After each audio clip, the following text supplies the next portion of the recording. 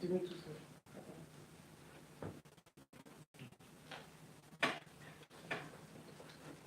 Moi, c'est Élise et je suis l'épouse de Jessie.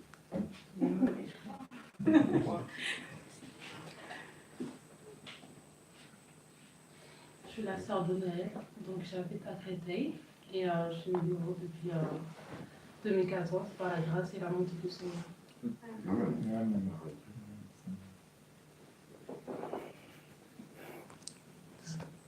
Moi, c'est la grande-mère de Jessie. Gloire à Dieu. Il s'est né à nouveau à 97. Aujourd'hui. Gloire à Dieu. Et son grand-père et son grand-père aussi, il était pasteur. Ah, d'accord. Bonsoir, moi je suis Lady. Voilà, née de nouveau, renée de nouveau. Venez de nouveau. Bon, on va dire en 2004. Après, j'ai fréquenté les assemblées et dénominations. Et ça fait à peu près 2 ans et demi que j'ai quitté le système. Parce que le Seigneur m'a ouvert les yeux sur voilà, tout ce qui n'était pas conforme par rapport à la parole. D'ailleurs, Alain Patrick, j'étais suivie. J'étais même écrit une fois. Ah. Mais bon, le Seigneur a permis, tu vois, aujourd'hui que voilà, on se rencontre, enfin, merci Seigneur. Et je viens chez les frères Jessie depuis 1 an et demi maintenant. Et on s'est rencontrés via un site qui s'appelle Peuple de Prêtres, qui connecte les chrétiens qui cherchent une assemblée. Gloire à Dieu. Moi, c'est la sœur scolastique. Je suis la maman de Jessie, donc ça, c'est ma mère. Je suis née de nouveau en 2008. Donc, jusqu'à aujourd'hui, je suis Jésus. Gloire à Dieu.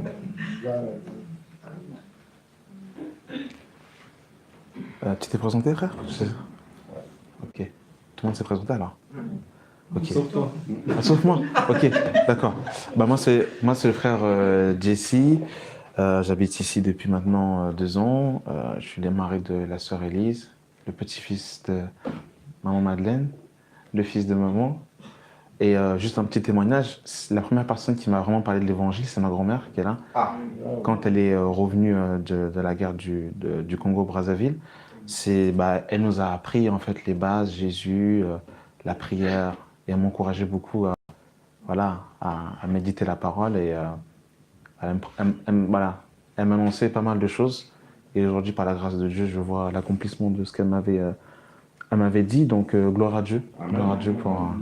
C'est elle qui t'a vu en premier, qui a coupé le cordon ombilical. Donc, elle a fait... Moi, je te vois. Donc, elle a assisté à ma naissance terrestre et à ma naissance d'en haut. Donc, voilà, gloire à Dieu. Bon témoin. Voilà. Gros témoin. Voilà. Gloire à Dieu. Donc là, on a la présence des anciens, donc le frère Georges et le frère Alain. Donc c'est des aînés dans la foi que je considère, des personnes dont j'ai pu marcher, dont j'ai pu voir la moralité, la vie et aussi l'évangile qu'ils prêchent. Et ça devait se faire depuis un certain temps déjà pour qu'ils puissent venir, mais le moment a été un peu opportun. Donc aujourd'hui, par la grâce, ils ont pu se déplacer et puis voilà. Donc gloire à Dieu, on est content de vous recevoir au milieu de nous. Et sinon, à votre côté, comment ça se passe avec l'Assemblée? Comment ça se passe de votre côté? Tu peux parler.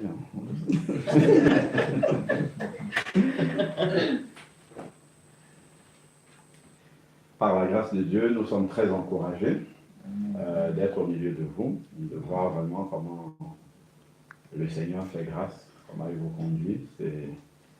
Frère Jessie, c'est vraiment une grâce incommensurable de pouvoir servir le Seigneur et d'avoir des personnes qui ont le même sang que nous, qui suivent Jésus. C'est pas quelque chose de gagné, que les personnes qui sont liées à nous par la chair puissent adhérer et reconnaître la grâce que Dieu dépose dans notre vie. Ça aussi, ce n'est pas simple. Le Seigneur Jésus a connu ça aussi. Donc, il disait que nul n'est prophète chez soi. Donc, d'avoir vraiment des personnes qui reconnaissent la grâce de Dieu dans ta vie, au sein même de ta propre famille, c'est vraiment une grâce énorme. Et vraiment, on est reconnaissant au Seigneur pour cela. En parlant de l'Assemblée, on se réunit également comme vous. Par la grâce du Seigneur, on essaye de suivre les directives que le Seigneur nous donne. Dieu fait grâce, les bien-aimés avancent et grandissent spirituellement par la grâce du Seigneur. Et il y a eu récemment 3 baptêmes, 3 nouvelles âmes qui se sont données au Seigneur au milieu de nous. Et on continue à persévérer, à s'accrocher. On ressent de plus en plus que nous sommes dans les temps de la fin. Donc, pratiquer sa foi, marcher dans la vérité, marcher à contre-courant de ce monde, on le ressent vraiment que c'est de plus en plus difficile, même dans le ministère, ainsi de suite. On sent qu'il y a des combats, ce qui est normal, mais on sent que ça va en grandissant. Et tout ça nous révèle en fait que nous sommes vraiment dans ces temps de la fin où nous devons rester vigilants, veiller vraiment sur notre marche au quotidien, veiller toujours à l'état du vêtement que le Seigneur nous a donné, veiller que la robe qu'il nous a donnée soit toujours propre. On n'est pas surpris de ce qui est en train de se passer parce que c'est écrit dans 2 Timothée chapitre 3 que dans les derniers temps, il y aura des temps difficiles. Donc on y est, ça confirme la prophétie de la parole de Dieu, on n'est pas surpris par ça. Et maintenant, par rapport à ces exhortations-là que le Seigneur nous a déjà apportées dans sa parole, averties, parce qu'il a dit quand vous verrez ces choses-là, redressez votre tête, car votre délivrance approche, mais il y a une manière de se redresser. Donc, c'est de rechercher maintenant dans la parole de Dieu ce que le Seigneur attend de chacun d'entre nous dans ces temps de la fin. Donc, le Seigneur nous a laissés dans ce monde pour être une lumière. Donc, c'est constamment se poser la question, quelle est la puissance que ma lumière dégage?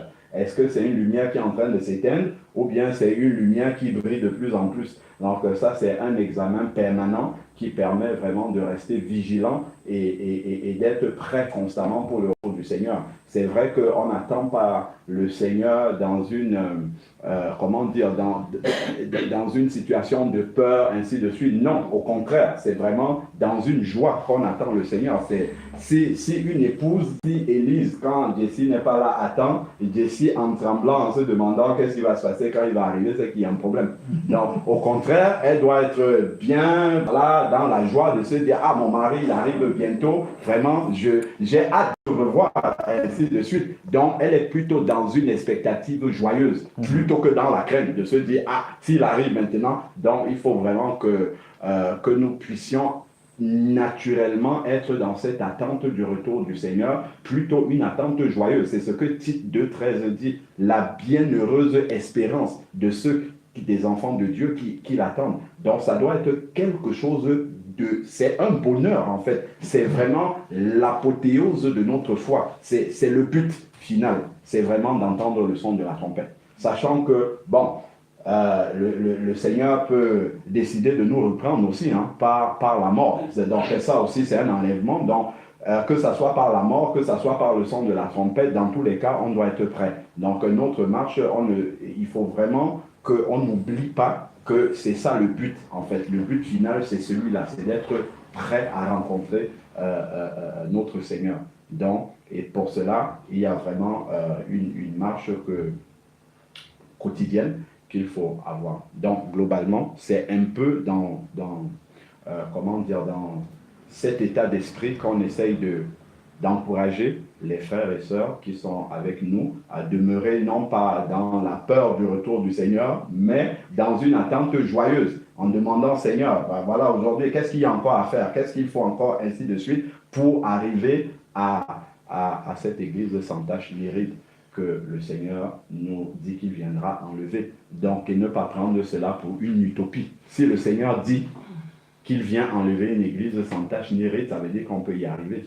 C'est il nous a donné la possibilité d'y arriver. Il ne faudrait pas qu'on dise, ah non, ça c'est impossible, ça va être seulement au ciel. Non, si on se dit déjà ça, on ne va faire aucun effort.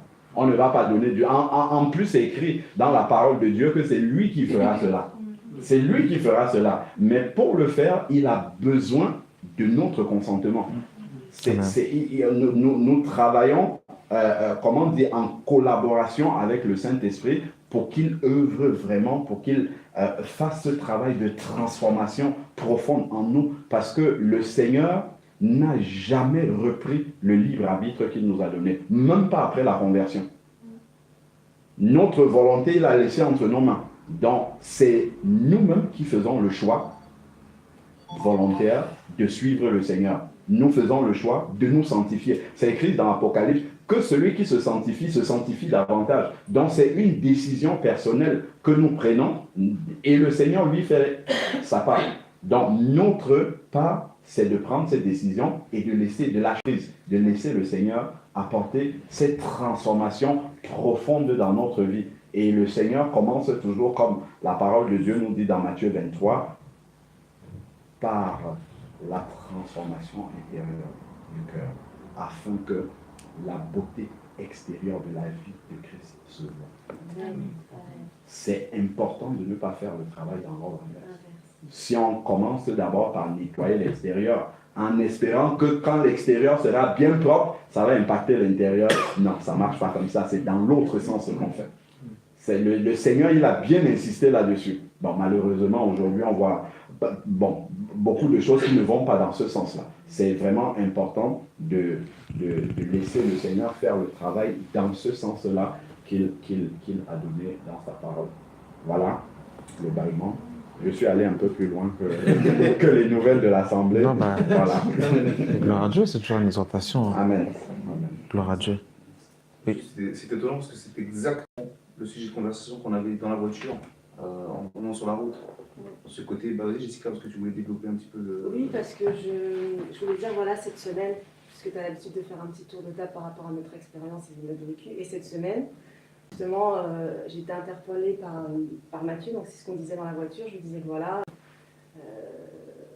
quand Jésus, il maudissait les scribes et les pharisiens, il leur disait « Malheur à vous, vous blanchissez d'abord l'extérieur, alors que vous devriez d'abord blanchir l'intérieur pour que ça brille à l'extérieur, en fait. » Donc, effectivement, on a aussi, comme le frère a dit, notre part à faire, et on parlait de ça dans la voiture. Et c'est ce sujet-là, cette semaine, sur lequel voilà, j'ai beaucoup réfléchi, parce que je me suis dit, en fait, il ne parle pas qu'aux scribes ou aux pharisiens, il nous parle aussi à nous, il parle à tout le monde, en fait. Et voilà, et ça confirme encore, donc vraiment gloire à Dieu, parce que j'ai trouvé ça très très fort cette semaine, quand je l'ai lu, quand je l'ai étudié, et du coup, voilà. Donc il y avait ça, et puis... l'armure du chrétien. C'était mes deux sujets cette semaine sur lesquels je me suis penchée. Mais d'avoir la confirmation encore du Seigneur en direct, en direct, ça fait, voilà, c'est gloire à Dieu. Amen. Gloire à Dieu. Amen. Amen. Gloire à Je Dieu. suis émue parce que ça me parle. On en parlait dans la voiture. On en parlait dans la voiture en instant, en arrivant en fait. Amen. Gloire à Dieu. Gloire à Dieu. Moi, j'ai juste un témoignage par rapport à maman qui est passée à la télé, je ne sais pas pour ceux qui ont vu, mais au-delà de ça, c'est ce que j'aimais, c'est la joie que tu as dégagée en fait au milieu des païens. Et pour repartir dans le même sens qu'on est en train d'évoquer, dans la purification intérieure qui part à l'extérieur, souvent on veut se sanctifier, se brider. Et du coup, au milieu des païens, on dégage une certaine froideur et une certaine rigidité au nom de la sanctification, de la mise à part, de la consécration. Et du coup, les païens, à leur contact, ils ont plutôt peur de nous que d'envie de venir à Jésus. Et ils ne nous trouvent pas bizarres dans le bon sens du terme. Je ne sais pas si vous voyez ce que je veux dire.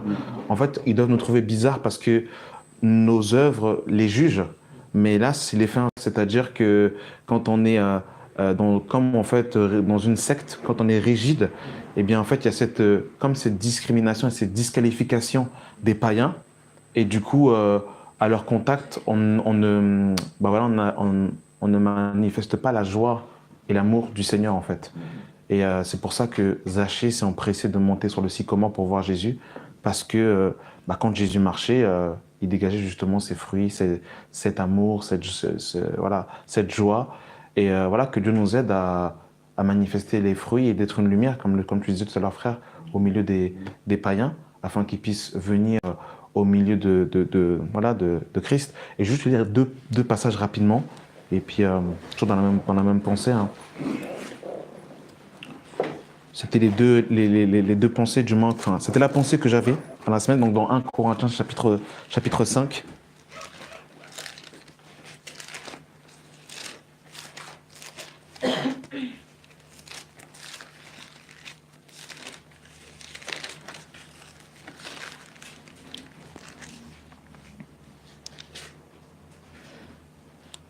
« 1 Corinthiens 5, à partir du verset 10. Alors, 1 Corinthiens 5, à partir du verset 9, pardon. C'est bon? Ok. Je vous ai écrit dans ma lettre de ne pas avoir des relations avec les impudiques, non pas d'une manière absolue avec les impudiques de ce monde, ou avec les cupides ou les ravisseurs, ou avec les idolâtres. Autrement, il vous faudrait sortir du monde. » Donc là, en fait, Paul, il fait bien la distinction. Il dit, en fait, c'est pas d'une manière absolue, dans le sens où, comme nous sommes la lumière du monde, forcément, nous n'allons pas participer aux œuvres des ténèbres. Forcément, nous n'allons pas valider les actions des païens. Mais si nous nous séparons au sens, soi-disant, sanctifié de l'extérieur, mais pas du cœur, eh bien, notre lumière ne va pas luire, en fait, au milieu des païens, et on ne pourra pas, justement, les gagner. Et dans Jean 17, Jésus va dire une chose très intéressante. Dans Jean chapitre 17,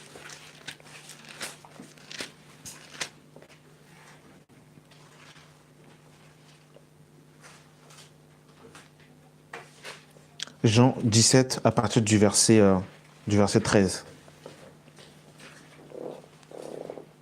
Jean 17, le verset 13. Vous me dites quand vous y êtes. C'est bon? Et maintenant, je vais à toi, et je dis ces choses dans le monde, afin qu'ils aient en eux ma joie parfaite. Je leur ai donné la parole, et le monde les a haïs, parce qu'ils ne sont point du monde. Comme moi, je ne suis point du monde. Je ne te prie pas de les ôter du monde, mais de les préserver du mal. Donc là, on voit bien que Jésus va dire, je ne te prie pas de les ôter du monde. Donc c'est important de considérer que nous sommes la lumière du monde et qu'on ne peut pas se séparer au sens où être dans une secte, c'est-à-dire de rester que entre les frères. Voilà, toi je t'aime bien parce que tu es un frère. Et du coup, dès qu'on est au contact des païens, d'avoir ce mépris en fait. Et d'oublier en fait là où le Seigneur nous a tirés. Et d'oublier là où le Seigneur, en fait, a eu compassion, miséricorde à notre égard, et de vraiment gémir, en fait, et être en compassion à leur égard, en ayant, en fait, cette pitié mêlée de crainte, comme le Jude nous dira, mais en ayant ce juste milieu. Je ne sais pas si je me suis fait comprendre.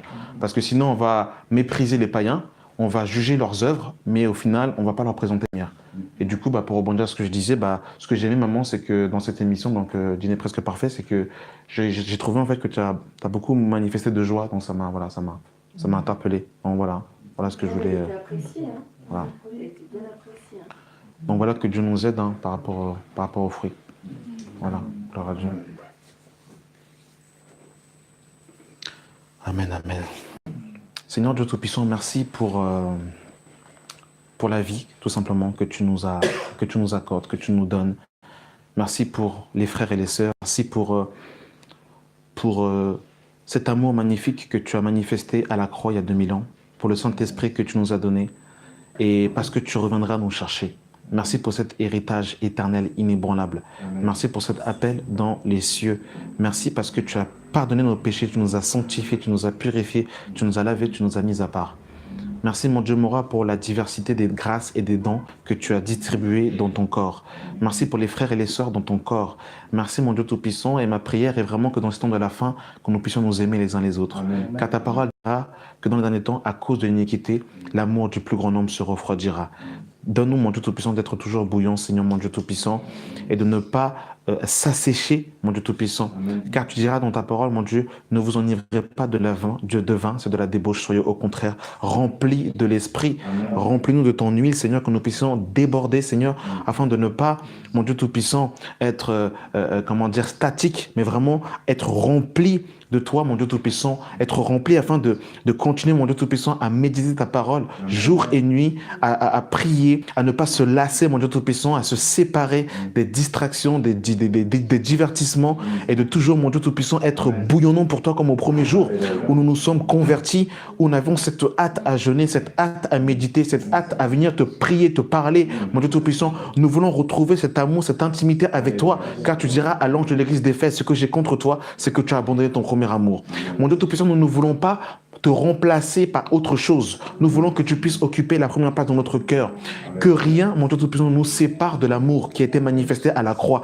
Nous voulons toujours rester attachés au vrai cep, mon Dieu Tout-Puissant, afin de porter davantage de fruits. Sépare-nous de la distraction, sépare-nous de Babylone, sépare-nous du monde, sépare-nous de la distraction et remplis-nous de ton esprit dans ce temps de la fin, parce que nous sommes oppressés, parce que nous sommes, mon Dieu Tout-Puissant, oppressés par le péché, par l'ennemi, par les démons, et nous avons besoin de nous sanctifier, de nous préparer, parce que tu reviens bientôt, mon Dieu Tout-Puissant. Les trompettes sont déjà à la bouche et tu reviens bientôt pour enlever ton église. Le départ est proche. Nous ne voulons pas être comme les vierges folles, mais nous voulons être ces vierges sages qui sont préparées, qui rendent leur réserve d'huile afin de entrer dans la salle des noces pour préparer, pour passer l'éternité avec le divin berger, avec le roi des rois, le Seigneur des seigneurs, Yeshua, YHWH, Yahweh dans la chair. Gloire à toi, Seigneur Jésus-Christ, au plus haut des cieux. Merci, mon Dieu Tout-Puissant, parce que dans ce temps de la fin, tu sauves encore ton peuple. Tu délivres encore ton peuple des liens des ténèbres, des liens de l'enfer, du péché. Tu répands encore ton esprit. Tu fais encore des guérisons, des miracles. Et tu relèves ceux qui sont tombés. Tu penses ceux qui sont blessés, mon Dieu Tout-Puissant. Et tu répands ton huile, mon Dieu Tout-Puissant. Qui guérit, mon Dieu Tout-Puissant, qui restaure ceux qui ont les âmes blessées, ceux qui ont l'âme qui est tortue. Parce que tu ne viens pas éteindre tu n'éteins pas le lumineux qui fume. Amen. Et tu ne brises pas le roseau courbé. Oui, Seigneur, mon Dieu Tout-Puissant, ce qui est cassé, ce qui est détruit, tu viens restaurer, tu viens reconstruire. Et je prie, mon Dieu Tout-Puissant, que ton Saint-Esprit puisse fortifier dans cette salle, dans le corps de Christ, tous les enfants qui sont tombés, tous les enfants qui sont fatigués, qui sont acculés par le monde, par le péché, par Babylone. Mon Dieu Tout-Puissant, va nous fortifier, mon Dieu Tout-Puissant. Nous avons besoin d'être remplis de l'Esprit au temps de la fin. Nous avons besoin d'être remplis et revêtus de la puissance d'en haut, afin d'être des témoins, mon Dieu Tout-Puissant, de marcher sur les serpents et sur les scorpions, et sur toute la puissance de l'ennemi. Gloire à toi au plus haut des cieux, parce que nous sommes plus que vainqueurs au nom de Jésus-Christ de Nazareth. Merci, mon Dieu Tout-Puissant, pour cette onction que tu déverses dans ce temps de la fin. Merci pour cette huile, mon Dieu Tout-Puissant. Merci, mon Dieu Tout-Puissant, pour cette pluie qui est déversée dans le corps de Christ, qui est déversée au milieu de nous, mon Dieu Tout-Puissant. Gloire à toi. Remplis-nous de la puissance d'en haut. Remplis-nous des dents de l'esprit, afin que la démonstration de la puissance de Dieu se fasse au milieu de ton corps. Gloire au plus haut des cieux, au nom de Jésus-Christ de Nazareth. Que le Saint-Esprit soit davantage distribué dans ce temps de la fin. Que nous soyons davantage revêtus de la puissance d'en haut. Gloire à toi au plus haut des cieux. Il est vivant, il est vivant, il est vivant, il est vivant, il est vivant, alléluia, alléluia, il est vivant, alléluia, gloire à son nom, gloire à son nom, gloire à son nom, gloire à son nom, gloire à son nom, alléluia, alléluia, gloire à son nom, alléluia, ressuscité, oh, ressuscité, ressuscité, oh, ressuscité, ressuscité, alléluia, alléluia, ressuscité, alléluia, il vient bientôt, oh, il vient bientôt, il vient bientôt, oh, il vient bientôt, il vient bientôt, alléluia, alléluia, il vient bientôt, alléluia, alléluia, Le bon berger, oh, le bon berger. Le bon berger, oh, le bon berger. Le bon berger, alléluia, alléluia. Le bon berger, alléluia. Jésus-Christ, oh, Jésus-Christ. Jésus-Christ, oh, Jésus-Christ. Jésus-Christ, alléluia. Jésus-Christ, Dieu véritable, oh, Dieu véritable, Dieu véritable, oh, Dieu véritable, Dieu véritable, alléluia, alléluia, Dieu véritable, Alpha, Oméga, oh, Alpha, Alpha, Oméga, oh, Alpha, Alpha, Oméga, alléluia, alléluia, Alpha, Oméga, ressuscité, oh, ressuscité, oh, il est ressuscité, oh, c'est du tombeau. Ressuscité, alléluia, alléluia. Ressuscité, alléluia. Oh, il vient bientôt. Oh, tu vas partir, mon frère. Tu vas partir, ma soeur. Oh, il vient bientôt. Il vient bientôt. Alléluia, alléluia. Il vient bientôt. Il vient bientôt. Plus que vainqueur, oh, plus que vainqueur, plus que vainqueur, alléluia, alléluia, plus que vainqueur, l'époux parfait, oh, l'époux, ah, Jésus de Nazareth, oh, oh, l'époux parfait, alléluia, alléluia, l'époux parfait, alléluia, gloire à son nom, oh, gloire à son nom, gloire à son nom, oh, gloire à son nom, gloire à son nom, alléluia, alléluia, gloire à son nom, alléluia, alléluia, le bon berger, oh, le bon berger, le bon berger, oh, le bon berger, alléluia, alléluia, alléluia, alléluia, la main cachée, oh, la main cachée, la main cachée, oh,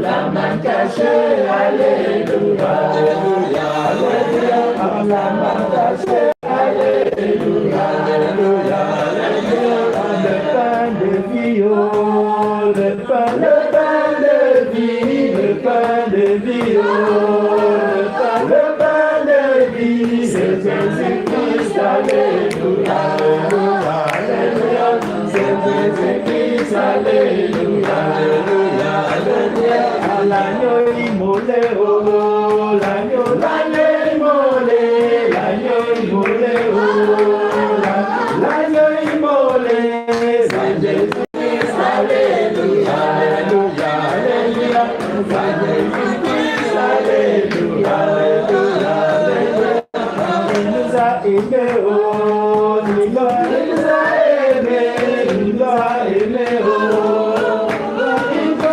aimés, alléluia, alléluia, alléluia, il nous a aimés, alléluia, alléluia, alléluia, le chef d'église, oh, le chef d'église, le chef d'église, oh,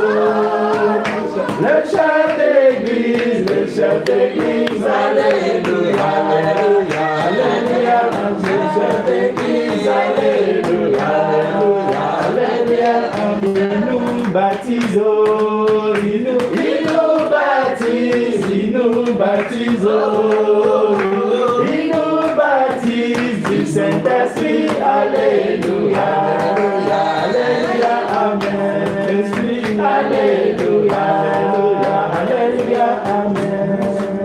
Gloire à toi, Seigneur Jésus. Tu es digne d'ouvrir le livre des 7 sceaux. Personne dans le ciel, ni sur la terre, ni sous la terre, n'était trouvé digne d'ouvrir le livre et d'en rompre les sceaux. Oui, Seigneur, tu tiens nos vies entre tes mains. Tu es l'alpha et l'oméga, le premier et le dernier, l'alpha et l'oméga, celui qui est, qui était et qui vient, le Tout-Puissant. Gloire à toi, Seigneur Jésus-Christ, au plus haut des cieux. Gloire à toi, Seigneur. Amen, gloire à Dieu.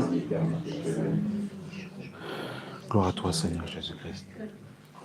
Amen, gloire à toi. Amen. Alors aujourd'hui, ça va être le frère Alain Patrick qui va nous apporter la parole. Donc, je vais laisser le frère partager voilà, la parole. Oh, merci.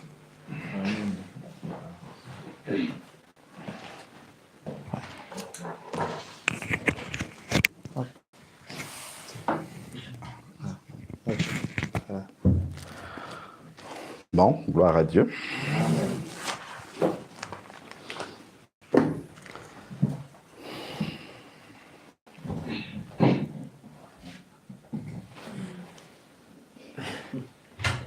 Le frère a dit que c'est moi qui vais partager la parole. Amen. Bon. Prenons 1 Corinthiens, chapitre 14, verset 26.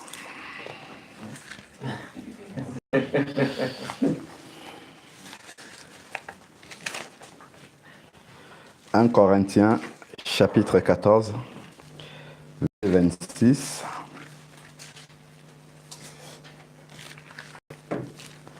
C'est un verset que nous connaissons.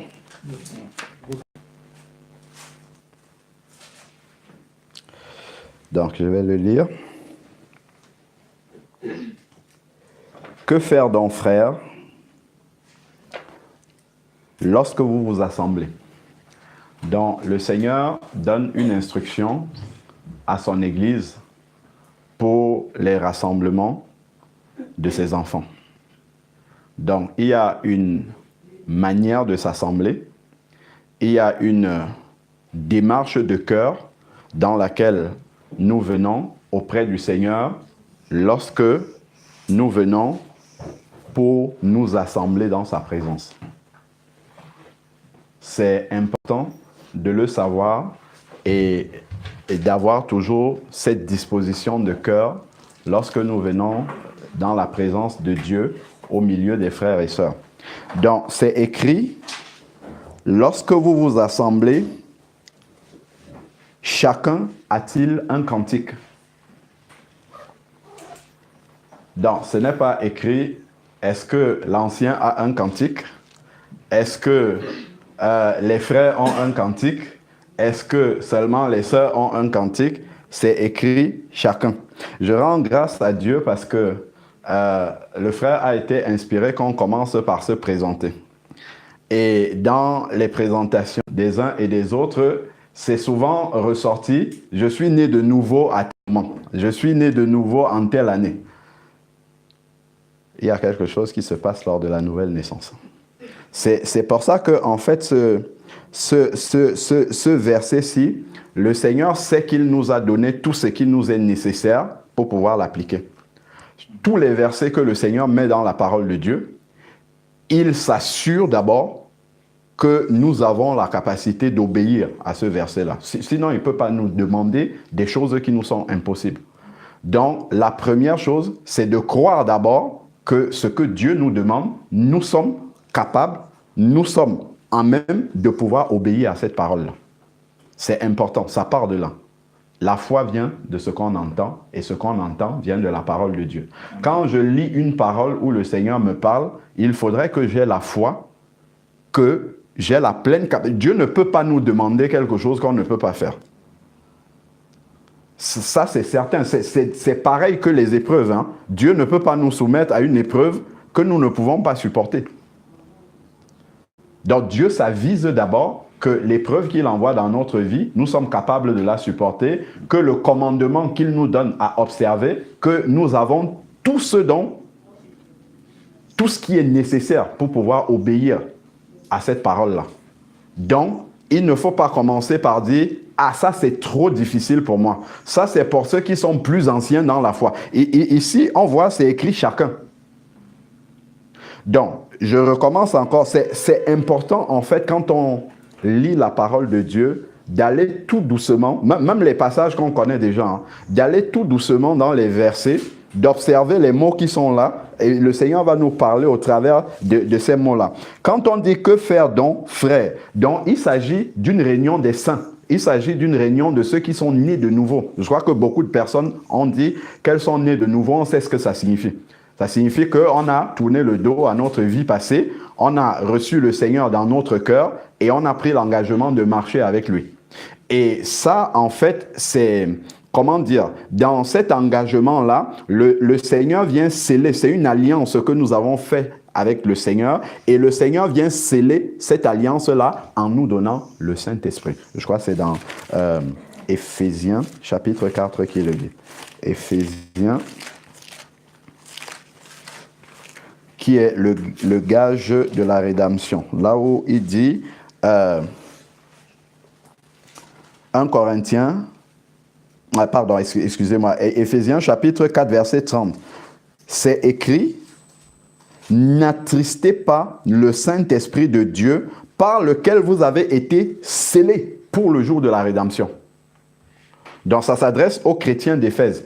Donc, chacun d'entre nous, nous avons été scellés du Saint-Esprit. C'est important de savoir que nous avons le Saint-Esprit en nous et que nous avons été scellés. Quand on dit qu'on a, regardons, on parle d'un colis qui est scellé, c'est-à-dire que c'est lié. Ça ne peut pas se délier aussi, se désolidariser aussi facilement. Donc, nous sommes attachés par le Saint-Esprit. Ça, c'est déjà quelque chose que nous devons prendre par la foi. Pourquoi c'est très simple, hein, c'est vraiment l'évangile terre à terre, basique. Parce que là, déjà, quand Dieu nous demande de faire quelque chose, si j'oublie que j'ai le Saint-Esprit, je vais commencer à me regarder dans mes faiblesses. Je vais commencer à regarder les difficultés que j'ai à pouvoir mettre tel ou tel verset en pratique, à pouvoir supporter tel ou tel. Quand on va dire, par exemple, de crucifier la chair, je dis, oula, ça c'est tellement difficile. Comment dire, je sais pas. Lorsque tu es en colère, ne péchez pas, Seigneur, c'est impossible. Parce que moi, j'ai toujours crié lorsque je suis en colère. Mais lorsque je réalise que j'ai le Saint-Esprit, en fait, ça change tout. Ça change radicalement la donne. C'est que c'est le Seigneur en moi qui va faire cela. Le Seigneur habite véritablement en moi et c'est quelque chose que je dois croire, que je dois prendre par la foi. Au moment de ma nouvelle naissance, le Seigneur est venu habiter à l'intérieur de moi par son esprit. Donc, ce qu'il va me demander de faire, c'est lui à l'intérieur de moi qui va le faire. Et ce qu'il me demande, c'est juste ma volonté. C'est que je le laisse faire ce qu'il me demande de faire au travers de moi. Et maintenant, par incrédulité, je peux empêcher le Seigneur de faire. Nous sommes beaucoup dans ce cas-là. Par incrédulité. Parce que je crois que c'est moi qui vais faire cette chose-là. Parce que je crois qu'il me faut, je ne sais pas moi, 10 ans de conversion, beaucoup de force, beaucoup de jeûnes, de prières. Il faut d'abord la foi. De savoir que Christ habite en moi et que ce qu'il me demande, il va le faire. Et il veut le faire. C'est important de le savoir. Donc, nous avons tous le Saint-Esprit que nous devons conserver pour le jour de la rédemption. Ce n'est pas juste le Saint-Esprit au moment de la nouvelle naissance et on le laisse après les eaux du baptême et on continue. Non, c'est vraiment parce qu'on en aura besoin pour toute la marche déjà et également pour le jour où la trompette sonnera. C'est écrit dans Romains chapitre que la résurrection, en fait, c'est ceux qui ont l'Esprit de Dieu qui vont être ressuscités dans les tombes. Et même pour ceux qui sont vivants, c'est ceux qui ont l'Esprit de Dieu qui vont entendre le son de la trompette. Parce que ce n'est pas un son physique, hein, c'est un son spirituel qu'il va falloir entendre. Donc si on essaye de, comment dire, déguiser nos oreilles physiques là pour entendre, on n'entendra pas ce son-là. C'est spirituellement que ça s'entend. Donc, c'est plutôt l'oreille spirituelle qu'il faut aiguiser. C'est important. Ce sont des choses très simples comme ça, mais qui sont très importantes parce qu'il dit qu'on a été scellé pour le jour de la rédemption. Donc, il y aura un jour où ce Saint-Esprit-là nous sera le plus nécessaire. Allons un peu dans Romains. On va lire un peu dans Romains parce que je l'ai dit rapidement, mais c'est important d'aller lire ce qui est écrit dans Romains chapitre 8, versets 9 à 10. Pour qu'on comprenne encore que ce son de la trompette-là est spirituel, il est écrit dans Romains chapitre 8, verset 9, « Pour vous, vous n'êtes plus sous l'emprise de la chair. » Si Dieu le permet, on va arriver sur ce terrain-là. « Mais sous celle de l'Esprit. » Pourquoi il peut le dire? Parce qu'on a reçu le Saint-Esprit. On n'est plus sous l'emprise de la chair, mais sous celle de l'Esprit, parce que nous avons reçu le Saint-Esprit.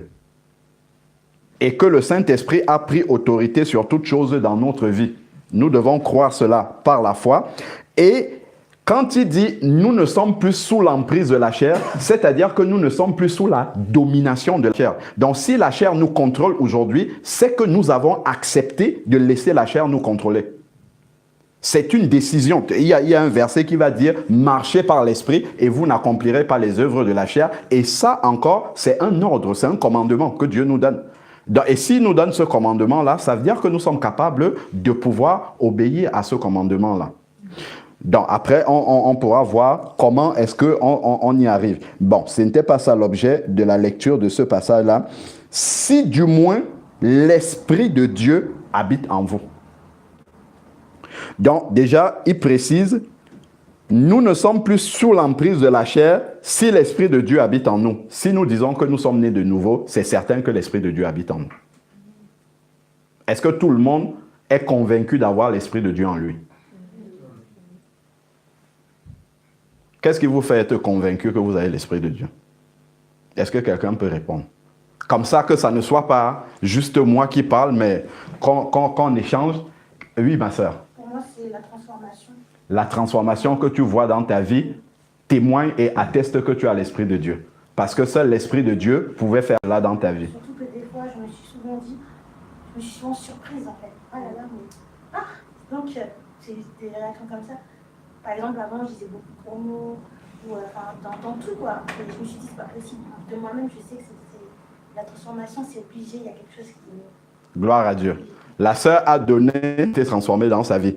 Elle s'est surprise à ne plus dire de gros mots. Et ça, c'est une attestation de l'œuvre de l'Esprit dans sa vie.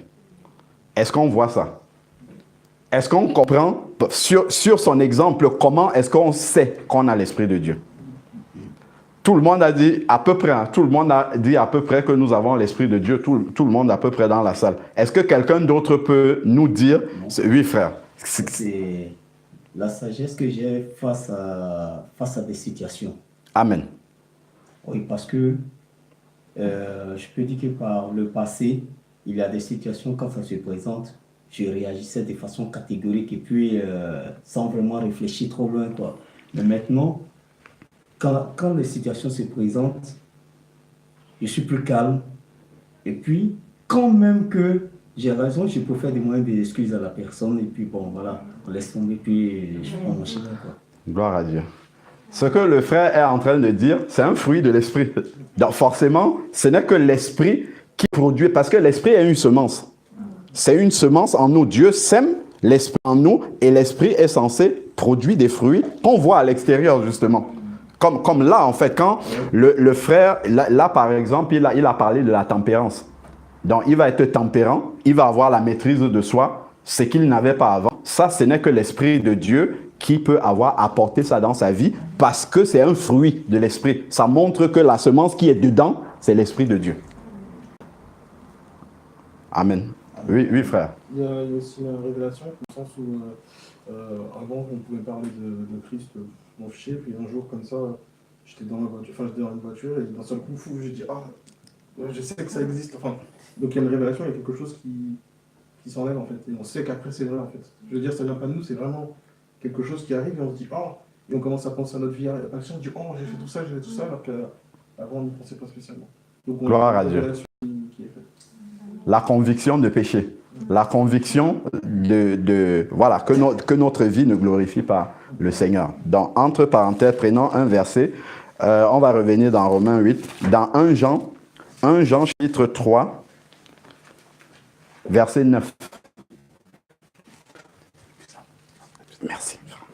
1 Jean chapitre 3, verset 9, qui nous montre de manière précise comment on sait qu'on a le Saint-Esprit.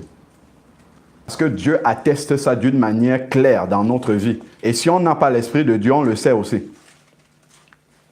Donc, il est écrit, 1 Jean, c'est à côté d'Apocalypse. Il est écrit, quiconque est né de Dieu, donc né de nouveau, né de l'Esprit. Ce que nous avons à peu près tous attesté ici, ne pratique pas le péché.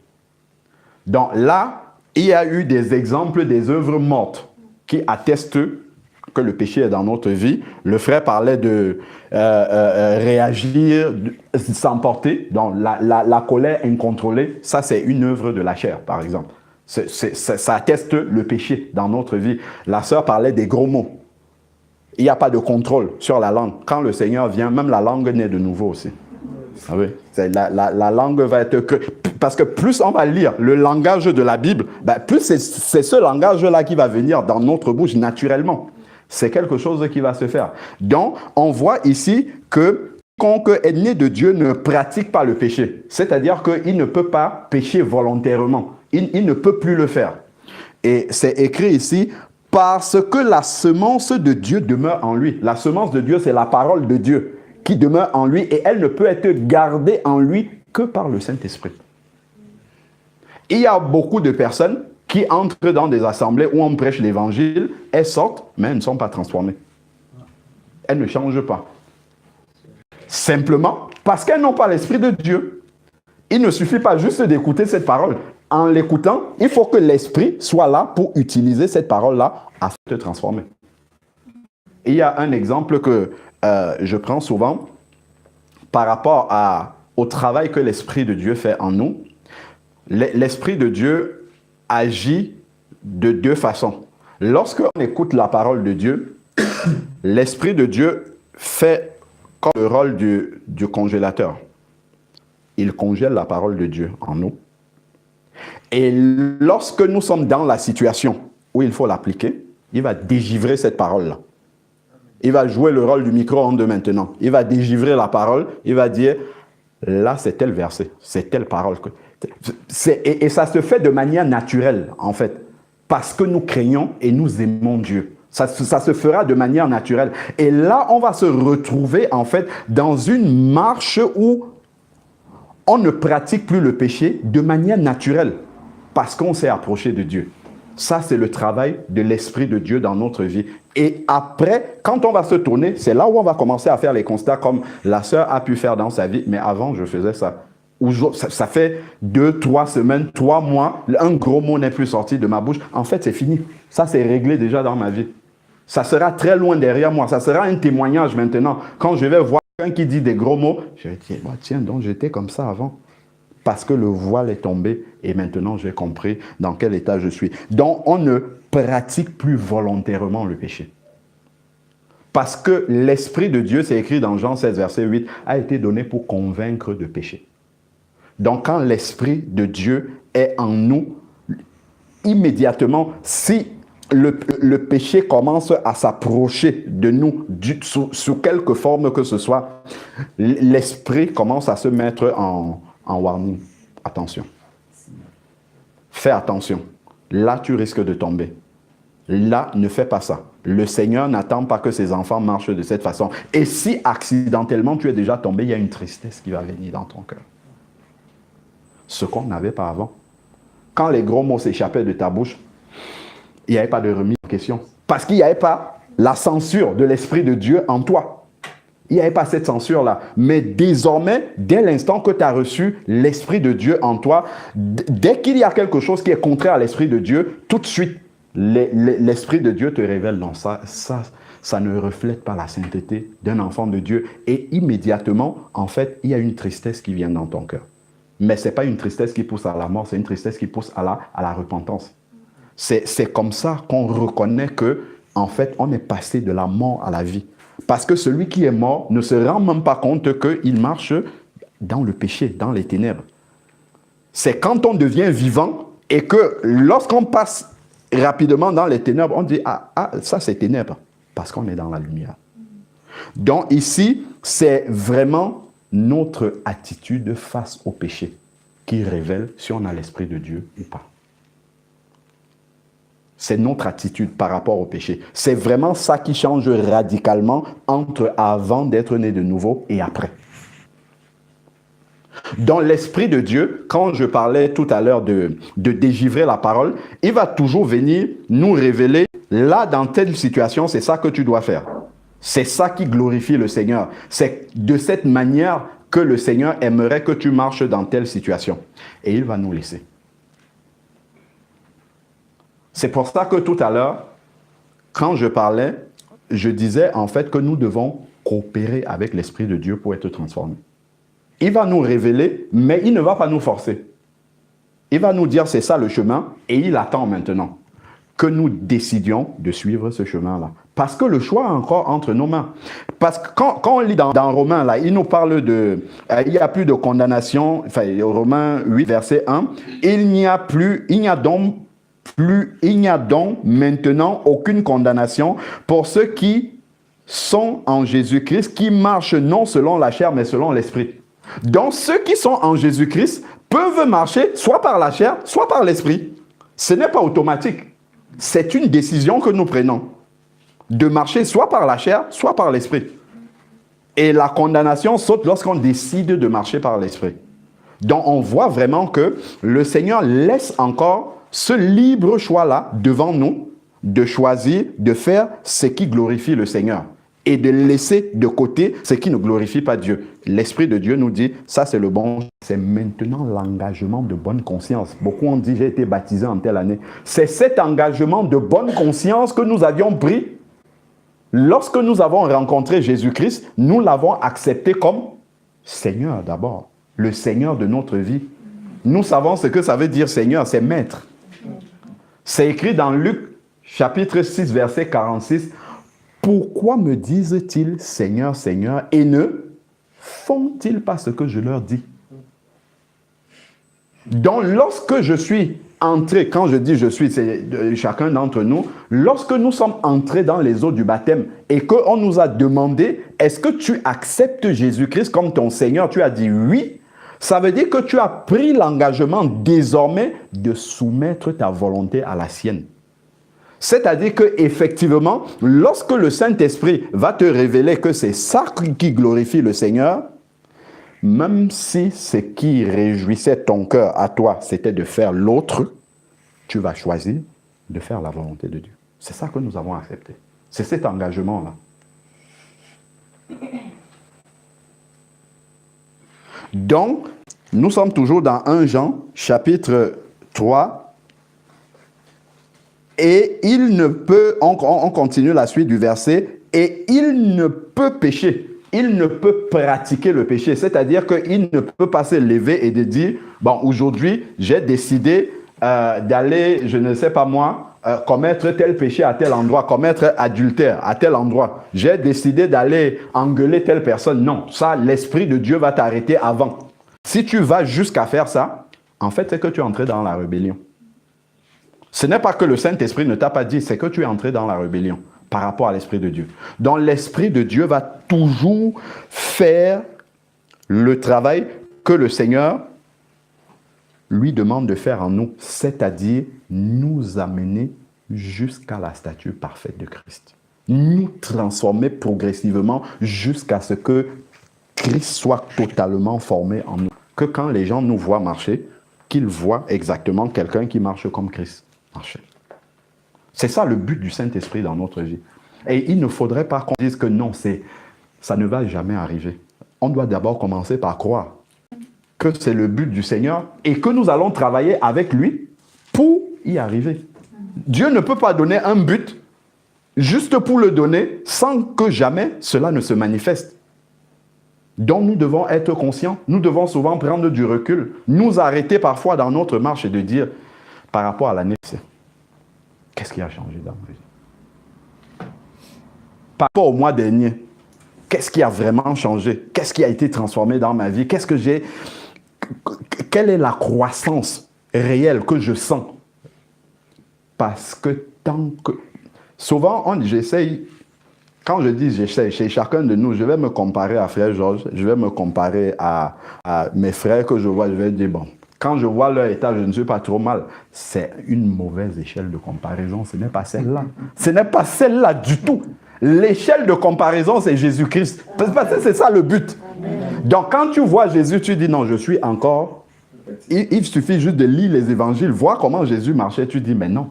J'en suis encore loin, donc il y a encore beaucoup de travail. Et c'est ça qui va nous amener à ne jamais nous suffire et de dire non, là maintenant c'est bon. Je peux enseigner tout le monde, je peux parler à tout le monde doit m'écouter. Non. Tant que la statue parfaite de Christ n'est pas totalement manifestée en moi en tout temps, il y a du travail. Il y a encore beaucoup de travail à faire dans ma vie. Et ça va toujours me garder dans l'humilité. Ça va toujours me garder petit. Parce que Christ n'est pas, tant que Christ n'est pas encore totalement formé en moi, je suis petit. Et donc toujours appelé à grandir. Toujours appelé à grandir dans le Seigneur. Donc voilà, il ne peut pratiquer le péché.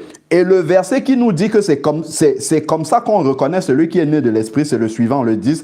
C'est par là que se manifestent les enfants de Dieu et les enfants du diable.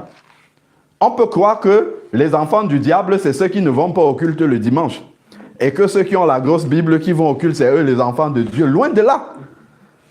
On peut croire que les enfants de Dieu, c'est ceux qui parlent beaucoup de Jésus. Ou bien qui savent chanter les cantiques. Ce n'est pas ce que la parole de Dieu dit. Hein.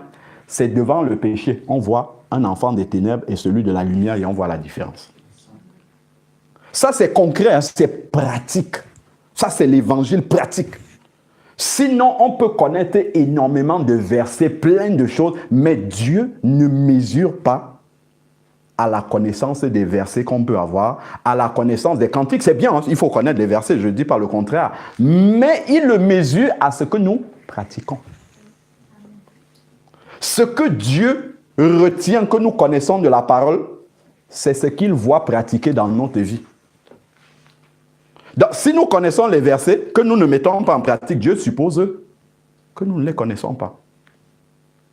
Donc, ce n'est pas une connaissance intellectuelle des versets, pouvoir les réciter, blablabla. Non, si on ne les vit pas pratiquement, si on n'est pas à genoux devant le Seigneur pour rechercher à ce que ces versets-là soient concrets, pratiques, vécus. Il a dit, mes paroles sont esprit et vie. Il faut la vie.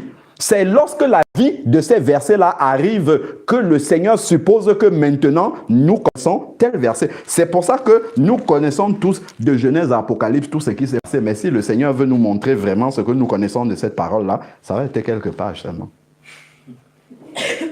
Ça va être vraiment quelques pages. Si on prend juste le chapitre de la foi, juste ça qui est la base.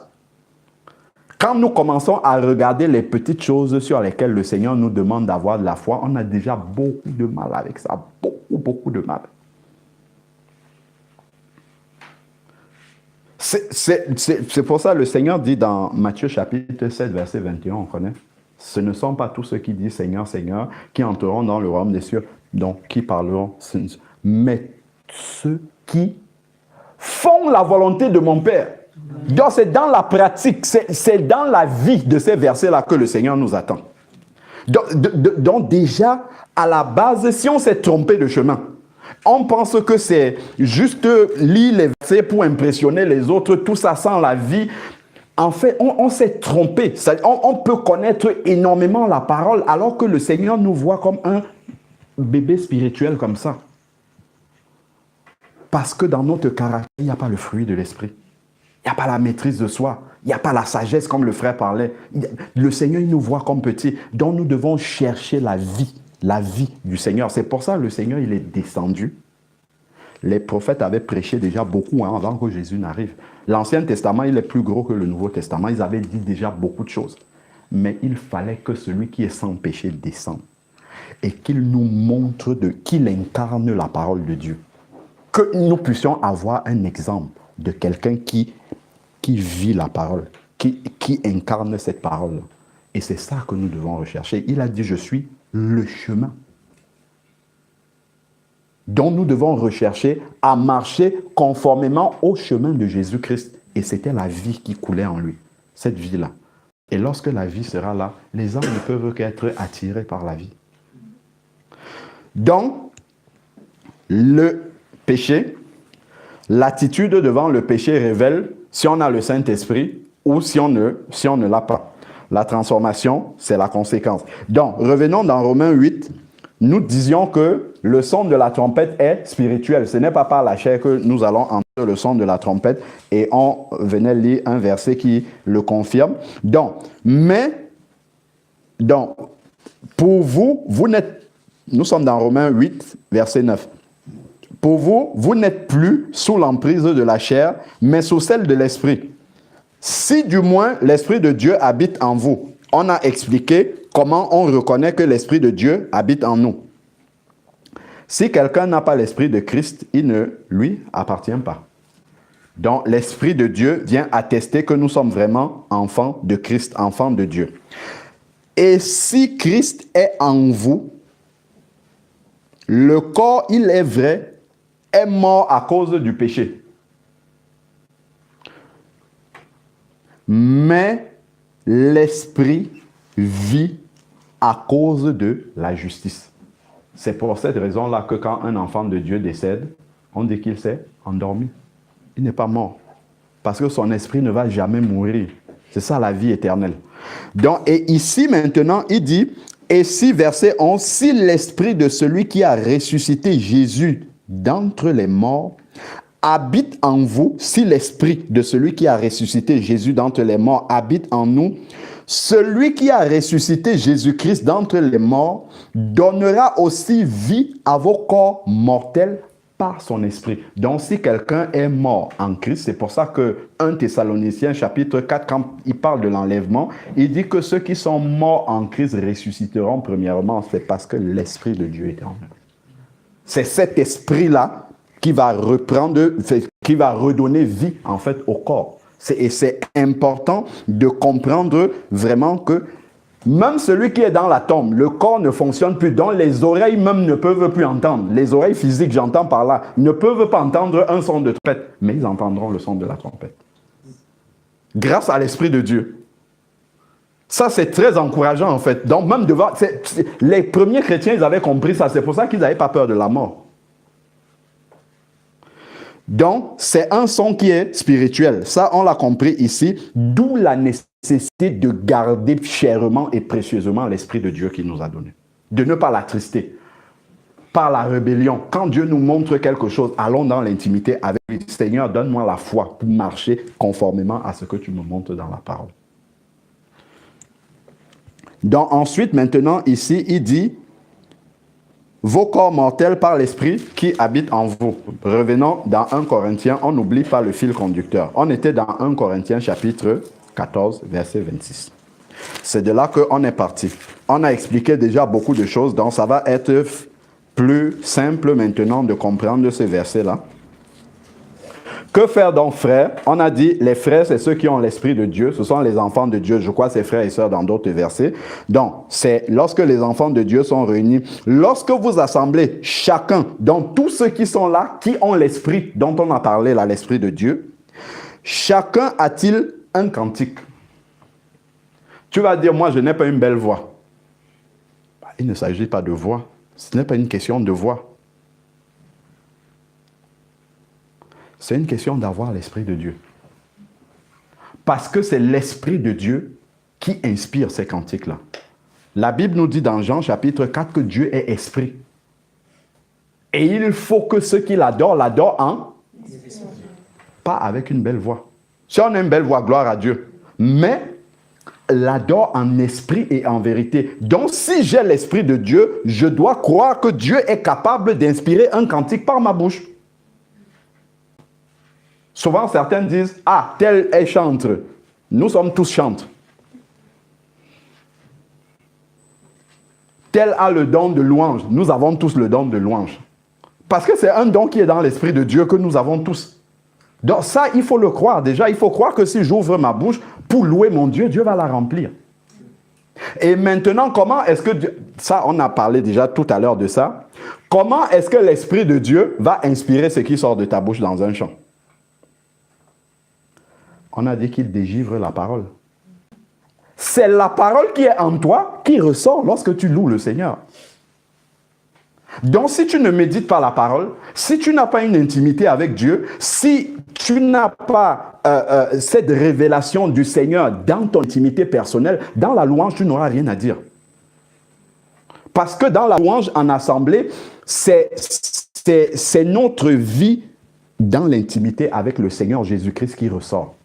À la fois ce qu'on va apporter comme témoignage, à la fois ce qu'on va apporter comme la parole de Dieu, à la fois ce qu'on va apporter comme louange. Nous chantons ce que nous vivons avec le Seigneur. C'est pour ça que bien souvent, lorsqu'on prend le recueil de cantiques et qu'on commence à chanter les cantiques qui sont dedans, je ne dis pas que c'est mauvais, on se retrouve pris en défaut par rapport à beaucoup de paroles parce que nous ne vivons pas ça. On a pris le cantique que quelqu'un a écrit parce que lui, il vivait ça à un moment donné. Et nous, nous chantons aussi « À toi la gloire, entre tes mains, j'abandonne tout. » Mais sauf que ce n'est pas vrai dans notre vie. Mais lui qui a chanté ça, lui qui a composé ce cantique, c'était vrai pour lui. Il chantait vraiment ce qu'il vivait. Si nous on regarde par exemple le recueil Les ailes de la foi, l'histoire de chacun de ces cantiques-là, j'ai eu entendre souvent comme ça à peu près ce que ces gens-là vivaient. Mais c'était dans des moments terriblement difficiles pour eux qu'ils arrivaient à recevoir ces cantiques-là. Donc ça reflétait vraiment leur vie. C'était le fruit de leur vie, vraiment qu'ils étaient en train d'exprimer comme ça devant le Seigneur.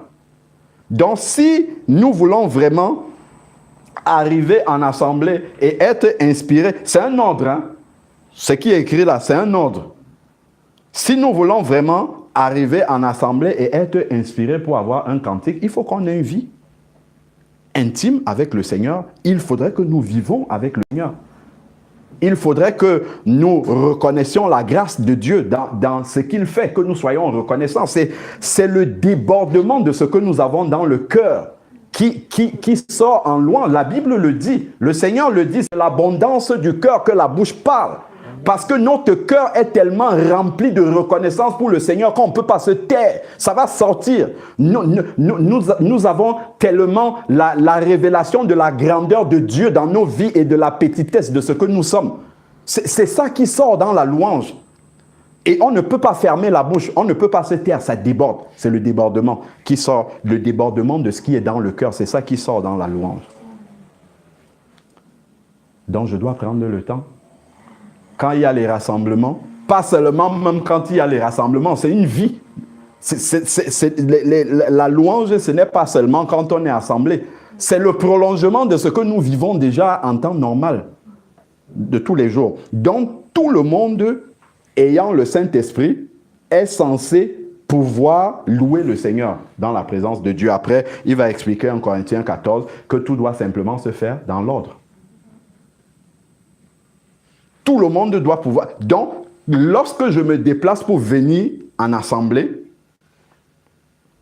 je dois déjà avoir intégré que c'est l'Esprit de Dieu qui va conduire les choses. C'est pour ça que je disais, le frère m'a demandé de parler, mais je vais commencer par là. C'est l'Esprit de Dieu qui va conduire les choses. Et l'Esprit de Dieu n'a pas désigné quelqu'un spécialement pour pouvoir apporter quelque chose. Aujourd'hui, l'Esprit de Dieu peut dire c'est elle qui va nous apporter quelque chose. Elle va commencer à dire ce qu'elle a vécu dans la semaine. Peut-être un frère va recevoir un enseignement par rapport à ce qu'elle dit et puis ça va partir comme ça.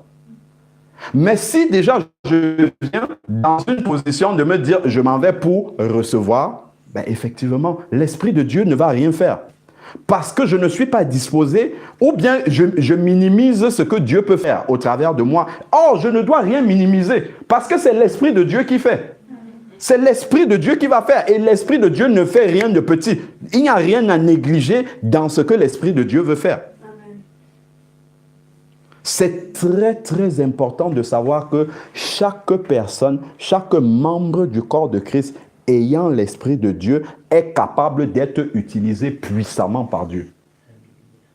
Lorsque nous venons là, dans le rassemblement ou ailleurs, chacun d'entre nous, c'est écrit, chacun a-t-il un cantique. Donc nous sommes capables tous d'avoir un cantique. Une instruction, une révélation, comme le frère disait, cette semaine-ci, j'ai lu dans la parole, Dieu m'a interpellé par rapport à tel sujet. Hey, moi aussi j'ai lu ça, ainsi de suite, et c'est parti. Donc, une instruction, une révélation, une langue, une interprétation, que tout se fasse pour l'édification. Dans ce que j'ai reçu, dans mon intimité avec le Seigneur, je viens pour édifier mes frères, pour faire en bénéficier mes frères, parce que, en fait, Dieu donne une portion à chacun. Portion à chacun. Et j'avais pris une fois l'image du petit déjeuner. Lorsqu'on se rassemble, on va manger la nourriture spirituelle de Dieu. Imaginons que c'est le petit déjeuner. À lui, le Seigneur va donner du pain. À l'autre, il va donner du sucre. À l'autre, il va donner du beurre. À l'autre, il va donner la confiture, ainsi de suite. Et chacun vient avec ce que le Seigneur lui a donné. Et la table sera garnie. Elle sera remplie. Si on laisse seulement celui qui a reçu du pain amener ce qu'il a reçu, qu'est-ce qui va se passer? On aura un petit déjeuner tellement incomplet, il n'y aura que du pain. C'est ce qui va arriver. Et on va être saturé.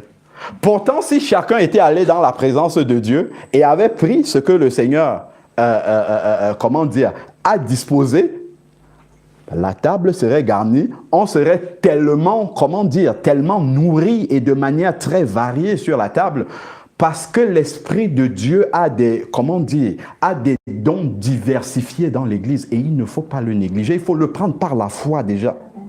Il faut le prendre par la foi, de savoir que lorsque je viens m'asseoir, si je suis un enfant de Dieu, né de nouveau avec l'Esprit de Dieu, Dieu peut m'utiliser puissamment. Ça c'est quelque chose que je dois avoir dans le cœur. Et donc, comme je le sais, je vais prendre du temps dans la prière.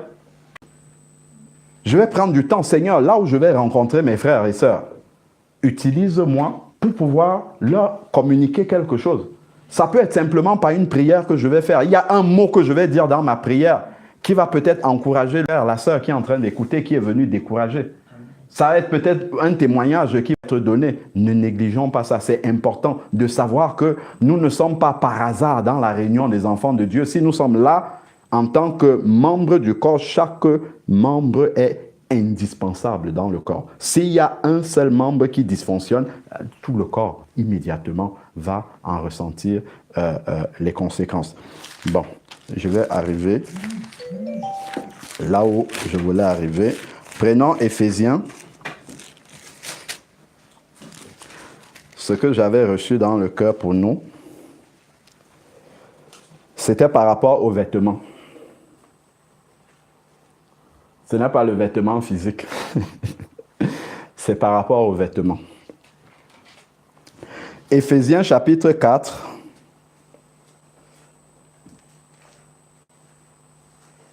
À partir du verset 17. C'est intitulé « Vie ancienne et vie nouvelle ». Chez moi, ici. Donc, voici ce que je dis et que j'atteste dans le Seigneur, c'est que vous ne devez plus marcher comme les païens. C'est un commandement. Vous ne devez plus marcher comme les païens qui marchent selon la vanité de leur intelligence. Donc, si on veut, le dire d'une manière un peu différente, c'est que vous devez prendre la décision de ne plus marcher comme les païens. C'est ça en fait que l'apôtre dit. Nous devons prendre la décision de ne plus marcher comme les païens. Qui marchent, ils ont la pensée, ils marchent selon la vanité de leur intelligence. Donc, ce sont des choses vaines qu'ils ont. Ils ont des projets dans la tête. L'année prochaine, je vais aller, je sais pas, faire le tour du monde, ainsi de suite. Mais bon, ok, d'accord, je vais faire le tour du monde. Ok, ce n'est pas mauvais peut-être pour certains, mais en quoi ça participe à mon salut? en quoi ça contribue à me faire me rapprocher de Jésus-Christ davantage? Voilà les questions qui font la différence entre un enfant de Dieu et un païen. Le païen peut avoir le projet de faire le tour du monde parce qu'il veut découvrir les choses, et l'enfant de Dieu peut avoir le projet de faire le tour du monde pour annoncer l'évangile partout où il va passer. C'est totalement différent. C'est-à-dire que l'enfant de Dieu, dans tout ce qu'il est amené à faire, va de manière naturelle rechercher toujours en quoi est-ce que ce que je vais faire là va davantage me rapprocher de Christ, sachant que le but pour lequel je suis sur la terre, non seulement c'est d'être une lumière, mais c'est que Christ soit totalement formé en moi. Amen. Tant que je ne suis pas encore arrivé au stade où Christ est totalement formé en moi, tout ce que je fais, je dois toujours me demander en quoi est-ce que ça participe à avancer dans ce projet-là. Parce que c'est ça le projet de ma vie. Je n'ai pas un autre projet. Donc si je me livre, c'est pour ça qu'il est écrit ici que ceux qui n'ont pas, les païens, marchent selon la vanité de leur intelligence. C'est-à-dire que les choses qu'ils conçoivent dans leur intelligence, bien que les hommes font des choses très sages selon la sagesse du monde, mais sauf que ça ne leur donne rien du tout. Ce sont des choses vaines. Si nous prenons Steve Jobs, qui a inventé les iPhones, les Apple et tout ça, les gens mettent en rang des nuits entières pour lorsqu'il y a une nouvelle version de téléphone qui va sortir. Mais lui-même, quand il est tombé malade, qu'est-ce que tout cela pouvait lui apporter? C'est là où on se rend compte que c'était de la vanité finalement. Tout ce dans quoi il a donné son intelligence, son énergie, ses nuits de travail, de toute sa vie, ça ne pouvait rien lui apporter à ce moment-là. Ce dont il avait besoin sur son lit de mort, c'est de Jésus-Christ, tout simplement. Or, il n'a pas accordé, je ne sais pas quelle est sa vie, or, probablement, il n'a pas accordé du temps à ça. C'est là où la réalité de ce qui est vrai nous rattrape. Là, il se rend compte que tout le travail d'une vie avec tout le succès que ce monde-ci peut donner, finalement, c'est vain. C'est une vanité. Ça ne peut rien lui apporter, ça ne peut rien lui donner à ce moment-là. Même si le compte est blindé, même si il a toute la notoriété, mais là, à l'instant où il était là en train de partir, on ne peut pas arrêter la mort. La Bible le dit dans Job chapitre 12, verset 10, le souffle de toute chair est entre les mains du Seigneur. Comment est-ce qu'il pouvait, je ne sais pas, empêcher le Seigneur de reprendre ce qui lui appartient, qui est le souffle? Il ne pouvait pas. Vanité des vanités. Donc, ne nous attachons pas à ce qui est vain. Recherchons ce qui est profond, ce qui est éternel, ce qui va nous rapprocher, nous garder en Christ, ce qui participe à notre éternité. Donc, ici, là, ils ont la pensée obscurcie, verset 18. Ils sont étrangers à la vie de Dieu. Ça, on le sait déjà. À cause de l'ignorance qui est en eux. À cause de l'ignorance.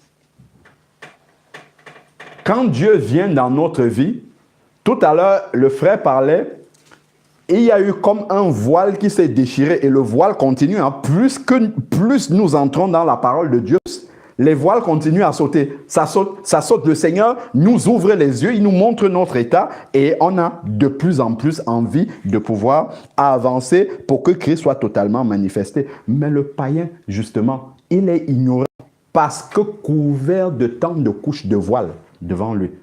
Donc, il ne connaît pas son état. C'est ça le propre des ténèbres. Si on éteint ici, on ne va plus se voir. Donc, on ne peut même pas savoir dans quel état nous sommes. Mais dès qu'on allume, je sais que lui, il a un au bordeaux, l'autre est en noir bleu, l'autre ici, on voit l'état dans lequel nous sommes. Mais celui qui est dans les ténèbres, si on éteint là, c'est terminé. On ne connaît pas quel est l'état de chacun. C'est la lumière qui ramène l'état. Et cette lumière-là, c'est la parole du Seigneur.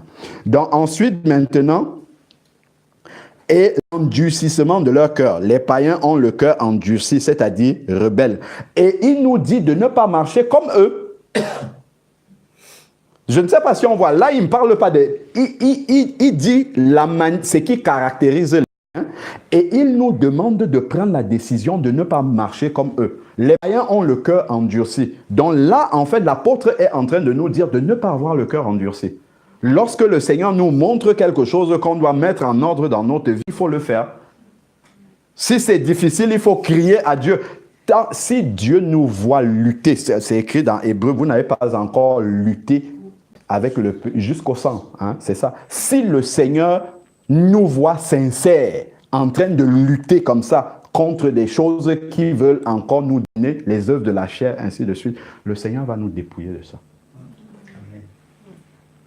Par contre, comme le Seigneur respecte notre volonté, s'il voit qu'au fond de notre cœur, nous aimons encore cette chose-là, il va nous laisser avec. Il va respecter notre volonté, il ne va pas nous bousculer. C'est ça l'Esprit de Dieu.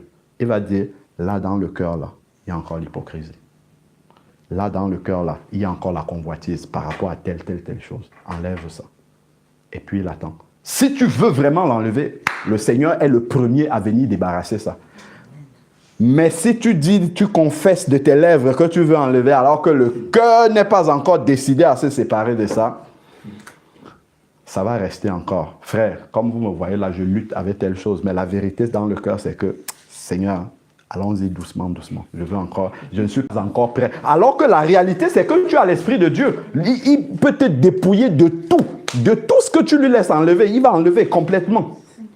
C'est parce que nous retenons, non, ça c'est mon jardin secret, il ne faut pas que la lumière du Seigneur vienne dans tel domaine de ma vie. Mais on n'aura pas le courage de dire, c'est dans la vie qu'on voit ça. C'est pour ça que le Seigneur, lui, retient ce que nous mettons en pratique. C'est dans la pratique, la vie que nous manifestons, c'est là que nous allons voir les choses que nous gardons encore pour nous. Mais nous n'allons jamais avouer ça.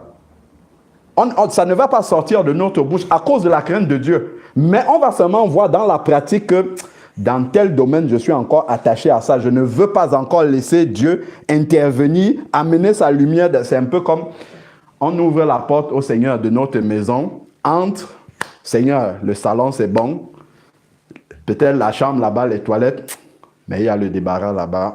Je préfère que la porte reste fermée pour l'instant.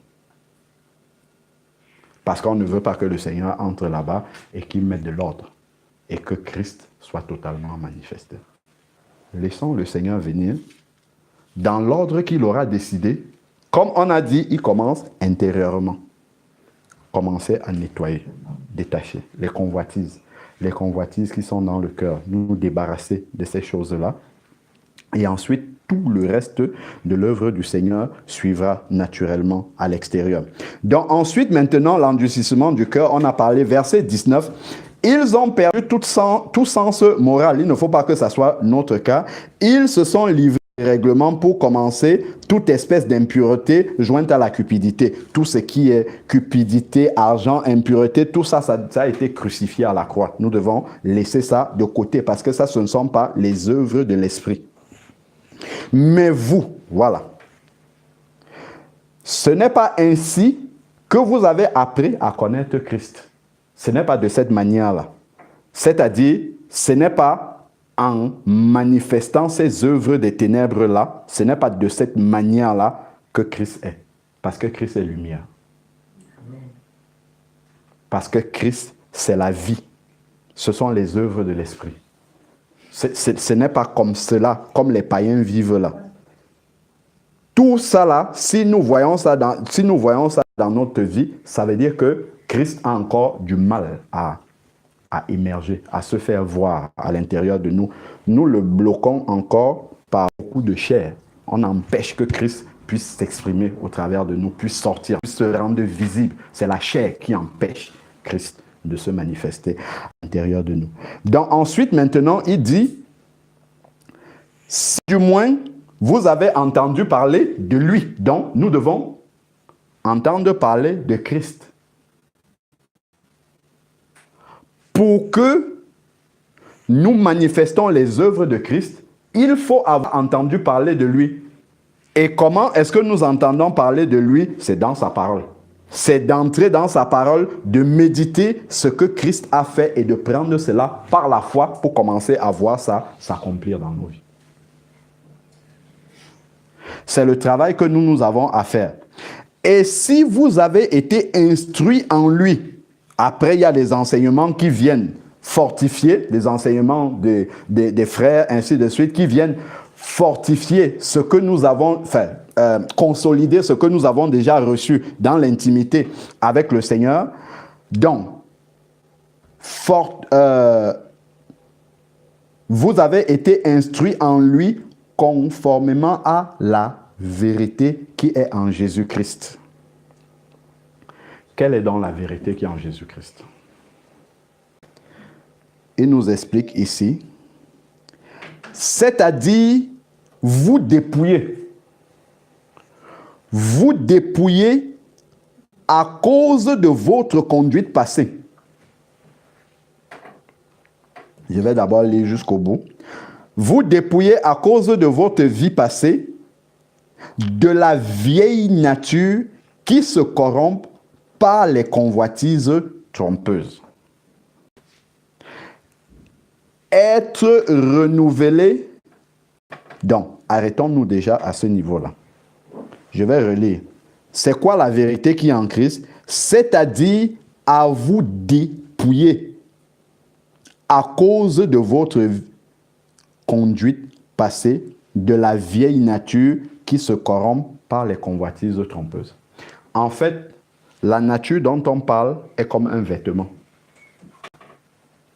C'est un vêtement qu'on avait sur nous avec toutes les œuvres de l'ancienne nature qui nous accompagnaient partout. Lorsque nous sommes devenus enfants de Dieu, le Seigneur il a ôté ce vêtement sale. Il l'a déposé et il nous a donné une robe blanche. Maintenant, chaque jour, lorsque nous nous levons, dans notre pandérie spirituelle, il y a les deux vêtements qui sont là. Il y a la robe blanche et il y a l'autre aussi qui est là. Donc, je me lève, j'entre dans ma garde-robe et je choisis laquelle des deux je veux porter. J'ai cette liberté-là. Il ne nous force pas à n'oublier. C'est ça vraiment. C'est pour ça qu'il va dire dans Romains 8, verset 14, marchez. Attends, non, c'est dans Galates 5. Marchez par l'esprit et vous n'accomplirez pas les œuvres de la chair.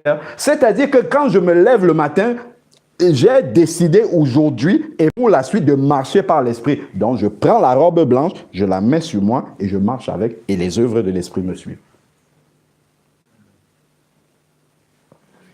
C'est une décision de marcher par l'esprit. C'est une décision de crucifier la chair. C'est une décision qui nous appartient.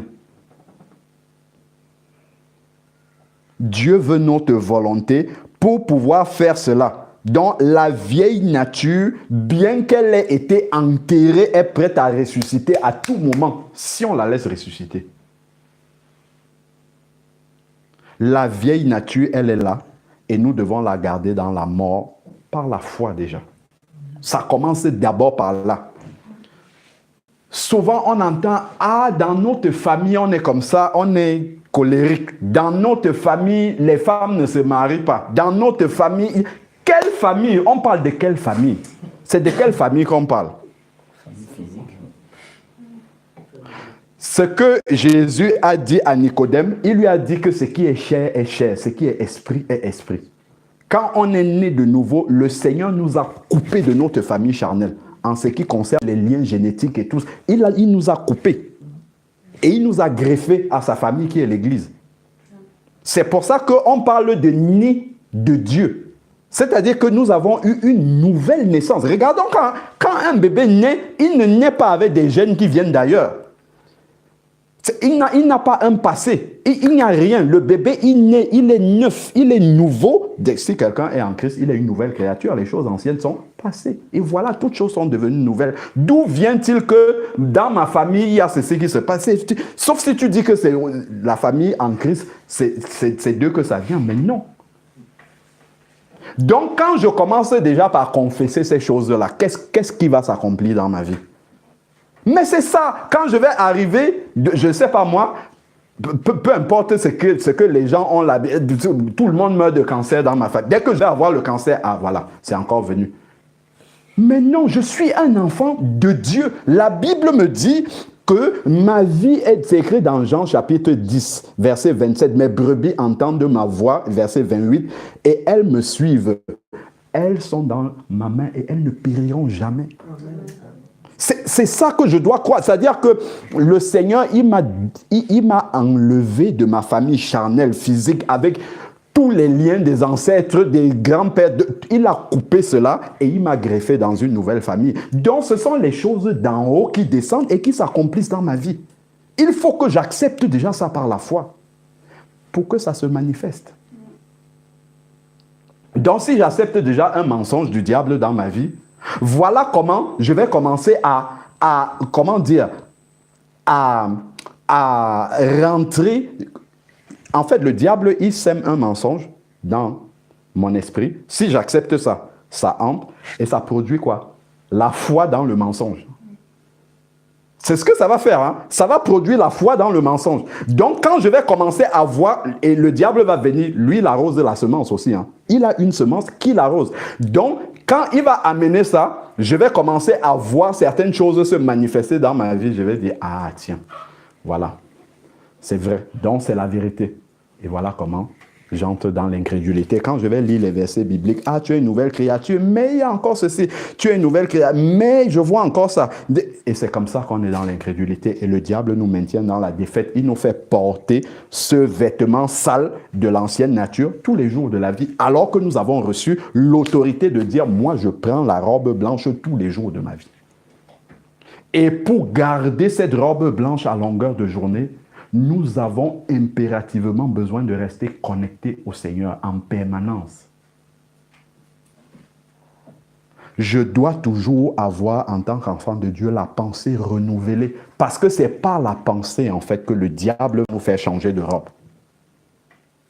Il va venir, il va injecter une mauvaise pensée. Si on ne la... C'est même l'Esprit de Dieu qui nous révèle que ça, c'est la pensée qui est arrivée là, ça, ce n'est pas une pensée de Dieu. Si je l'accepte, je la laisse descendre. Par exemple, je ne sais pas, on est venu faire une médisance sur la sœur. On m'a dit quelque chose sur elle. Au lieu de commencer par prier le Seigneur et dire, bon, ok, même si c'est vrai, Seigneur, tu es capable de la débarrasser de ça. Tu es capable d'enlever ça dans sa vie, parce que c'est ça qui est ta volonté. Je vais prendre ça, je vais garder dans mon cœur, et puis je vais commencer à voir la sœur par rapport à ce qu'on m'a dit sur elle. Et le diable va venir arroser ça, tous les jours. Et ça va monter, ça va produire de l'hypocrisie vis-à-vis d'elle, ça va produire beaucoup de choses vis-à-vis d'elle. Et c'est comme ça, en fait, que le diable me fait prendre cette robe mauvaise là tous les jours. Après, je vais venir m'assembler avec la sœur. Je vais dire, on va prier au nom de Jésus-Christ, alors que nous sommes remplis d'hypocrisie. Et la prière, elle ne monte pas. Elle reste là où nous sommes. Elle ne monte pas. Ok, frère. Ok, merci. Dans la paix du Seigneur. Donc, c'est vraiment important. Je vais faire une petite parenthèse. Le frère a demandé tout à l'heure comment ça se passe à l'assemblée. Je vais faire une petite parenthèse sur quelques petites expériences par lesquelles nous sommes passés et ça a permis de comprendre certaines choses. Beaucoup de bien-aimés au milieu de nous rêvent beaucoup. Ah, j'ai vu ceci en songe, j'ai vu ceci en rêve, ainsi de suite. Ça encore, c'est un axe par lequel le malin vient semer des choses en nous. C'est important d'être vigilant. Le Seigneur le dit bien dans Actes chapitre 2, dans les derniers temps, son esprit sera répandu sur toute chair. Vos jeunes gens prophétiseront, ainsi de suite, par l'Esprit de Dieu déjà. Donc on doit examiner tout par la parole de Dieu. Donc Dieu peut donner des songes. Mais comme le diable sait que les enfants de Dieu sont friands de ces choses-là, ben, il va venir aussi avec ses songes à lui. Et je prends l'exemple de l'amour. Lorsque le Seigneur dit, à ceci on reconnaîtra que vous êtes véritablement mes disciples. Le fait de vous aimer les uns les autres, non pas de n'importe quelle manière, pas de l'amour du monde, mais comme moi je vous ai aimé. Dans l'amour du Seigneur, il y a le sacrifice pour l'autre, et ainsi de suite. Donc, quand le diable voit, on est là, dans l'assemblée, on commence à s'aimer, on avance, ainsi de suite. Il y a une mauvaise pensée qui va venir. Comme je disais, par exemple, une médisance sur quelqu'un. On ne prend pas immédiatement le temps de tailler ça devant le Seigneur et de chasser directement cette mauvaise pensée. On va entretenir, ça va rester dans le cœur. Ah, la sœur là. elle peut pratiquer la sorcellerie. Elle peut pratiquer telle chose. C'est déjà resté dans un coin de la tête. Quand je vais arriver en assemblée, quand je vais regarder, je vais commencer à la voir déjà par rapport à ce que j'ai dans le cœur pour elle. Et le diable va commencer à faire des choses, c'est-à-dire que comme j'ai laissé entrer une mauvaise semence déjà en moi, le diable va commencer à arroser cette semence-là en me faisant remarquer des choses qui ne sont même pas, mais qui viennent confirmer ce que j'ai dans le cœur. Et ensuite, il va envoyer un songe où je vais voir peut-être la sœur en train de me poursuivre, en train de... Voilà. Et là, je vais dire, mais voilà ce qu'on m'avait dit. Effectivement, je l'ai vu cette nuit, c'est la vérité. C'est vraiment une sœur qui pratique la sorcellerie. Je vais peut-être la voir, le frère avait pris un exemple, dans le songe, avec un vêtement d'une certaine couleur ou bien un objet qui est à côté d'elle. La sœur arrive maintenant à l'assemblée, il reste une place, elle va venir s'asseoir. Effectivement, si on regarde, il y a un objet qui ressemble à ça. C'est la confirmation du rêve. C'est-à-dire que le diable, il arrose. Et on sera sûr, on va dire, Dieu m'a parlé. Il m'a révélé, il a déshabillé la sœur devant moi. Maintenant, je sais vraiment qui elle est, c'est une sorcière. Voilà comment les mauvaises semences arrivent dans l'église du Seigneur. Parce qu'on ne laisse pas la lumière du Seigneur. Nous sommes en assemblée. On a dit, c'est quoi un enfant de Dieu? C'est quelqu'un qui a reçu l'Esprit de Dieu. À partir du moment où il a reçu l'Esprit de Dieu, il est un enfant de Dieu. Si je vois quelque chose qui ne va pas, ma soeur, il y a ça qui ne va pas. Ou bien il y a telle chose qui commence à venir dans mon cœur, viens, on va prier. Ou bien je prie pour chasser ça immédiatement. La semence n'a pas le temps de s'asseoir dans le cœur et de pourrir du mauvais fruit. Le diable, il travaille comme ça énormément. Dans beaucoup d'endroits, vous allez voir quelqu'un, il va se lever, il va partir seulement. Il ne va même plus donner de nouvelles. Si vous allez lui demander, mais qu'est-ce qui est arrivé? On va vous sortir une montagne comme ça, de choses. Tu vas dire, mais donc on était assemblés là, on priait devant le Seigneur et il y avait ça dans ton cœur. Parce qu'on n'a pas veillé. Parce qu'on n'a pas fermé les portes. Parce qu'on ne s'est pas approché de son frère, de sa sœur, dans une sincérité, dans une pleine lumière devant le Seigneur, dont le diable a trouvé une faille pour entrer et pour rester là, et pour semer le désordre. C'est très important, je nous en supplie. En tant qu'assemblée, vivons dans la lumière les uns envers les autres. Ne laissons pas des ténèbres. Dès qu'on voit un peu de ténèbres commencer comme ça, tout de suite, il faut mettre la lumière dessus. Tout de suite, il faut mettre la lumière. C'est le travail que le diable fait là, dans les temps de la fin, là, au milieu. C'est écrit, n'abandonnons pas notre assemblée, Hébreux 10, verset 25. C'est-à-dire, n'abandonnons pas le fait de nous réunir, d'autant plus que vous voyez le jour s'approcher. Donc, le Seigneur nous demande de demeurer dans la communion fraternelle pour s'exhorter les uns les autres. Mais justement, dans ces temps de la fin, nous voyons comment le diable travaille pour détruire la communion fraternelle. Parce qu'en détruisant la communion fraternelle, il va isoler les enfants de Dieu les uns des autres pour mieux les cribler. Donc, la communion fraternelle va tenir comme ça. Mais s'il voit une faille par un enfant de Dieu, les mauvaises semences vont venir commencer, mais tout de suite, il faut mettre ça en lumière. Il faut tailler à l'intérieur, il faut tailler tout de suite. Il ne faut pas laisser cela s'installer. Ça, c'est vraiment par expérience que je suis entré. Je ne sais pas pourquoi je nous parle de ça, mais c'est par expérience des enfants de Dieu qui sont là, qui sont assis. Mais comme les choses ne sont pas réglées dans le cœur, il y a des semences qu'on a laissées, le diable exploite ça pour commencer à monter les uns contre les autres. Mon frère, ma soeur, on embrasse, mais derrière, c'est jaune. C'est un ray jaune que nous faisons. Nous devons vivre dans la lumière. C'est ça, ce vêtement-là. Commençons dans l'assemblée et ça, là, ça va nous suivre à l'extérieur. Ensuite, lorsque nous partons. Donc, je finis ici, là, au verset 22, à cause de votre conduite passée. Donc, il y a des œuvres des ténèbres que nous avons tellement pratiquées que ça, c'est devenu comme notre seconde peau. Mais ça, nous avons reçu l'autorité de laisser ça derrière, que ce soit le mensonge, que ce soit le vol, que ce soit la fornication, que ce soit toutes ces choses-là, nous avons reçu l'autorité de pouvoir laisser ça derrière. D'être renouvelé par l'esprit de votre intelligence. Donc, ce qui va nous permettre de rester dans la marche par l'esprit et de garder la chair toujours dans la mort, c'est que notre pensée soit constamment renouvelée. C'est-à-dire que de manière pratique, dans une journée, prenons le temps souvent de nous mettre à part. On a peut-être médité le matin pour sortir, la parole nous accompagne.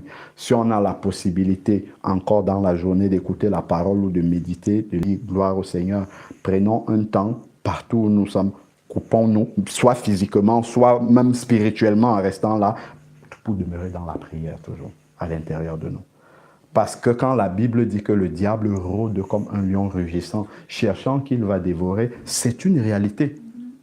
Ce n'est pas quelqu'un qui va venir avec les cornes sur la tête et dire « je suis le diable pour venir te faire tomber ». Non, ça peut arriver par n'importe quelle voie. Si on ne veille pas, ça peut arriver par un collègue, ça peut arriver par une image qu'on a vue sur un bus, ça peut arriver par un coup de téléphone qu'on a dit, un message de texte qu'on a reçu, ainsi de suite. Le diable peut s'infiltrer. Donc, si notre pensée n'est pas renouvelée, c'est-à-dire qu'on a la parole de Dieu toute fraîche là, dans notre pensée, mais on va commencer à accepter les choses, on va entrer dans la chair et puis ça va produire les œuvres de la chair. Donc, nous devons veiller.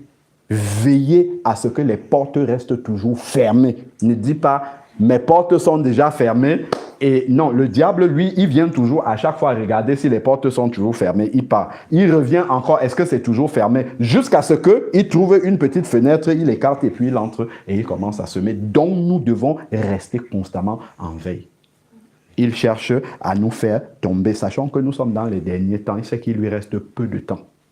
Peu de temps. Donc, il va utiliser ce temps-là pour faire tomber ce ne sont pas les païens, puisqu'ils sont déjà avec lui. Ce sont les enfants de Dieu et surtout ceux qui veulent marcher dans la vérité. Celui qui veut marcher sur le chemin large, il n'intéresse pas le diable. C'est lorsqu'on a décidé vraiment de marcher dans la vérité et de voir Christ formé en nous, c'est là où le diable, c'est là où nous entrons réellement en confrontation avec le diable. Parce qu'il sait que s'il arrive à nous faire tomber, c'est une grande victoire pour lui. C'est une très grande victoire dont nous devons en être conscients et le Seigneur nous a donné les armes. Ne vous conformez pas au siècle présent, Romains 12, verset 2. Mais soyez transformés par le renouvellement de l'intelligence. C'est-à-dire que la parole de Dieu en nous doit être renouvelée. Ce n'est pas une fois comme ça, mais elle doit être en permanence renouvelée dans notre pensée pour que nous ne tombions pas. Donc, verset 23. Être renouvelé par l'esprit de votre intelligence et 24, et revêtir, c'est de là que vient le vêtement. Revêtir la nature nouvelle. Dans cette nature-là, aussi bien que l'ancienne, ce sont des vêtements que nous décidons de porter. C'est pour ça que j'avais dit au départ que je parlais du vêtement. Donc, le vêtement, revêtir la nature nouvelle, créée selon Dieu. Cette nature nouvelle-là, elle est créée comme Adam avait été créé au départ. Quand il n'avait pas péché, Adam avait été créé à l'image de Dieu. La Bible nous dit dans 1 Corinthiens chapitre 15, verset 45, que Jésus est le dernier Adam. Donc, nous avons été créés en Jésus-Christ à l'image de Jésus. Romains chapitre 8, verset 29 nous le dit aussi, que nous sommes ceux qu'il a choisis, il nous a prédestinés à être semblables à l'image de son Fils. Quand on voit une image, c'est la représentation conforme de ce qui a été filmé. Donc, le but du Seigneur, c'est que nous soyons une photo de Jésus-Christ. Donc, finissons. Revêtir la nature nouvelle qui a été créée selon Dieu dans une justice et une sainteté que produit la vérité. Donc, vraiment, que le Seigneur nous encourage, nous garde sur ce chemin, nous donne de veiller dans la prière, veiller sur nos pensées, veiller sur ce que nous laissons entrer dans nos cœurs, parce que ça va très très vite. C'est pour ça que la parole de Dieu nous demande de veiller sur nos cœurs. Il faut vraiment veiller à tout cela. C'est important. C'est vraiment dans ces temps de la fin, nous devons être conscients que le combat spirituel va en grandissant. Et que nous devons être vigilants. Très, très vigilants sur nos voies. C'est très facile de sortir du chemin maintenant. Donc vraiment que Dieu nous fortifie tous, qu'il nous garde sur le chemin étroit, qu'il nous encourage à ne pas perdre de vue l'objectif, qui est d'entendre le son de la trompette. Amen. Dieu nous bénisse. Amen.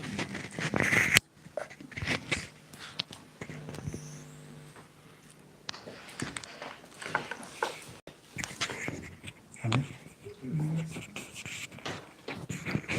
Vous avez des questions par rapport à ce qui a été dit? Par rapport à ce que le frère a apporté? Est-ce que c'était clair? C'est bon? C'était clair? Ok. Gloire à Dieu alors. Je voulais juste ajouter deux versets. Vas-y mon frère. Vas-y frère. En fait, c'est que quand le frère parlait, il parlait de... Il nous a dit que le Seigneur ne nous force pas à faire les choses et qu'il va nous utiliser. Et c'est clairement dit dans la parole de Dieu si nous prenons Jean chapitre 17. Est-ce que quelqu'un a la version d'Arby?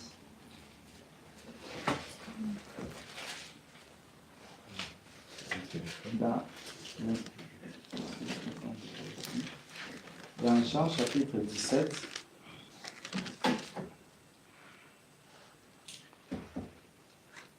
au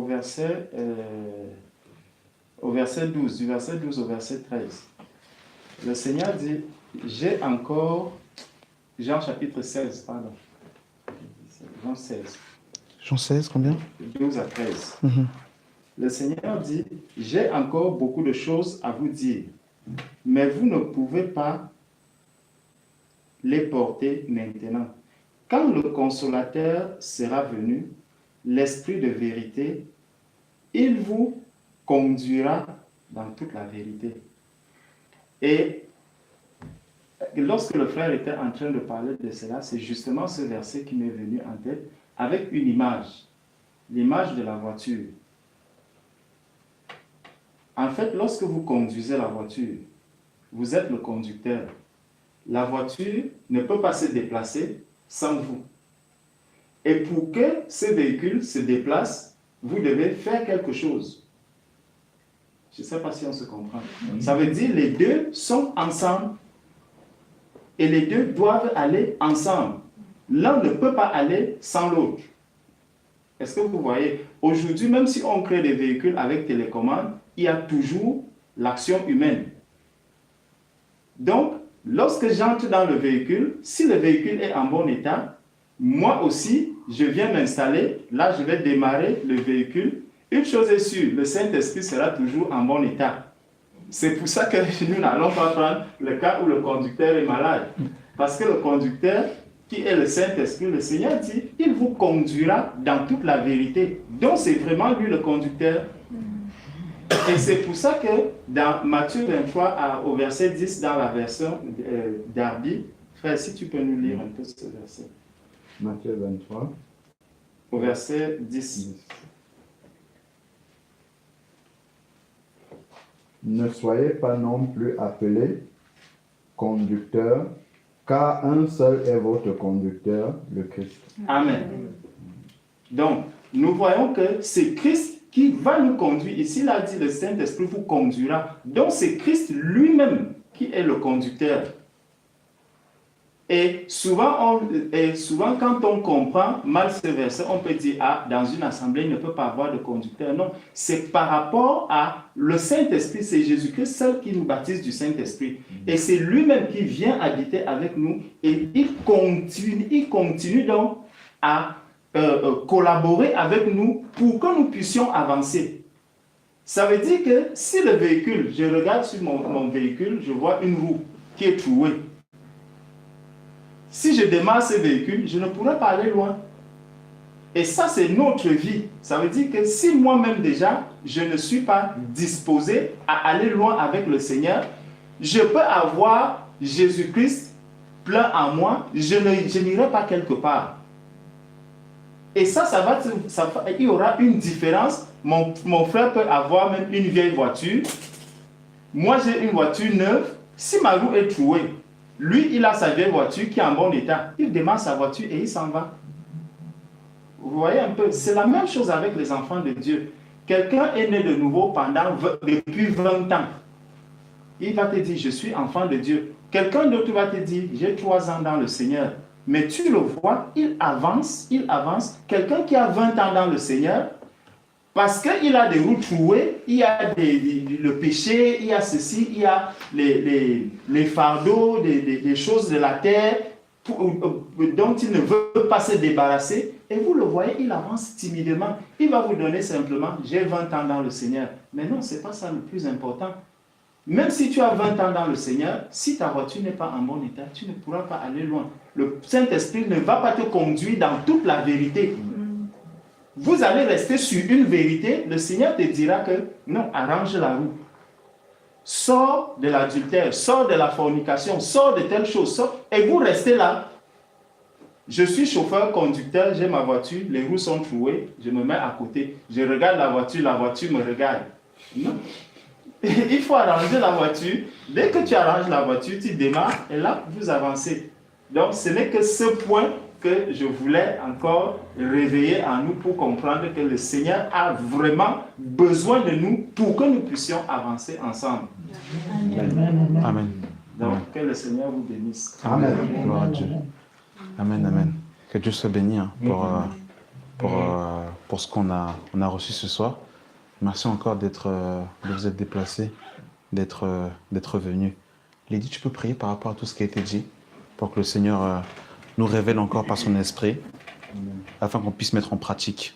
Père éternel, Seigneur mon Dieu, je bénis ton Saint-Nom encore, Seigneur, parce que vraiment, Seigneur, tu nous apprends toujours des choses nouvelles.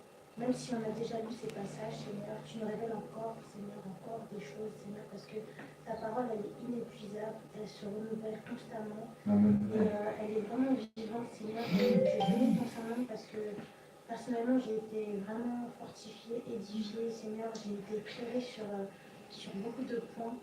Et vraiment que ton serviteur, que tes serviteurs, Seigneur, qui se sont exprimés, soient vraiment bénis, Seigneur, et que toute la gloire te soit. Vraiment, Seigneur, aide-nous vraiment effectivement à veiller constamment, à ne pas nous relâcher Seigneur, quotidiennement, parce que ta parole, c'est comme notre oxygène de chaque jour, Seigneur. On en a besoin pour rester en vie. Et c'est vrai, Seigneur, qu'en ces temps de la fin, on a énormément de pression. Mais gloire à toi, parce que plus on a de pression, plus on sait qu'on est dans le droit chemin. Plus on sait qu'on marche dans la vérité, Seigneur.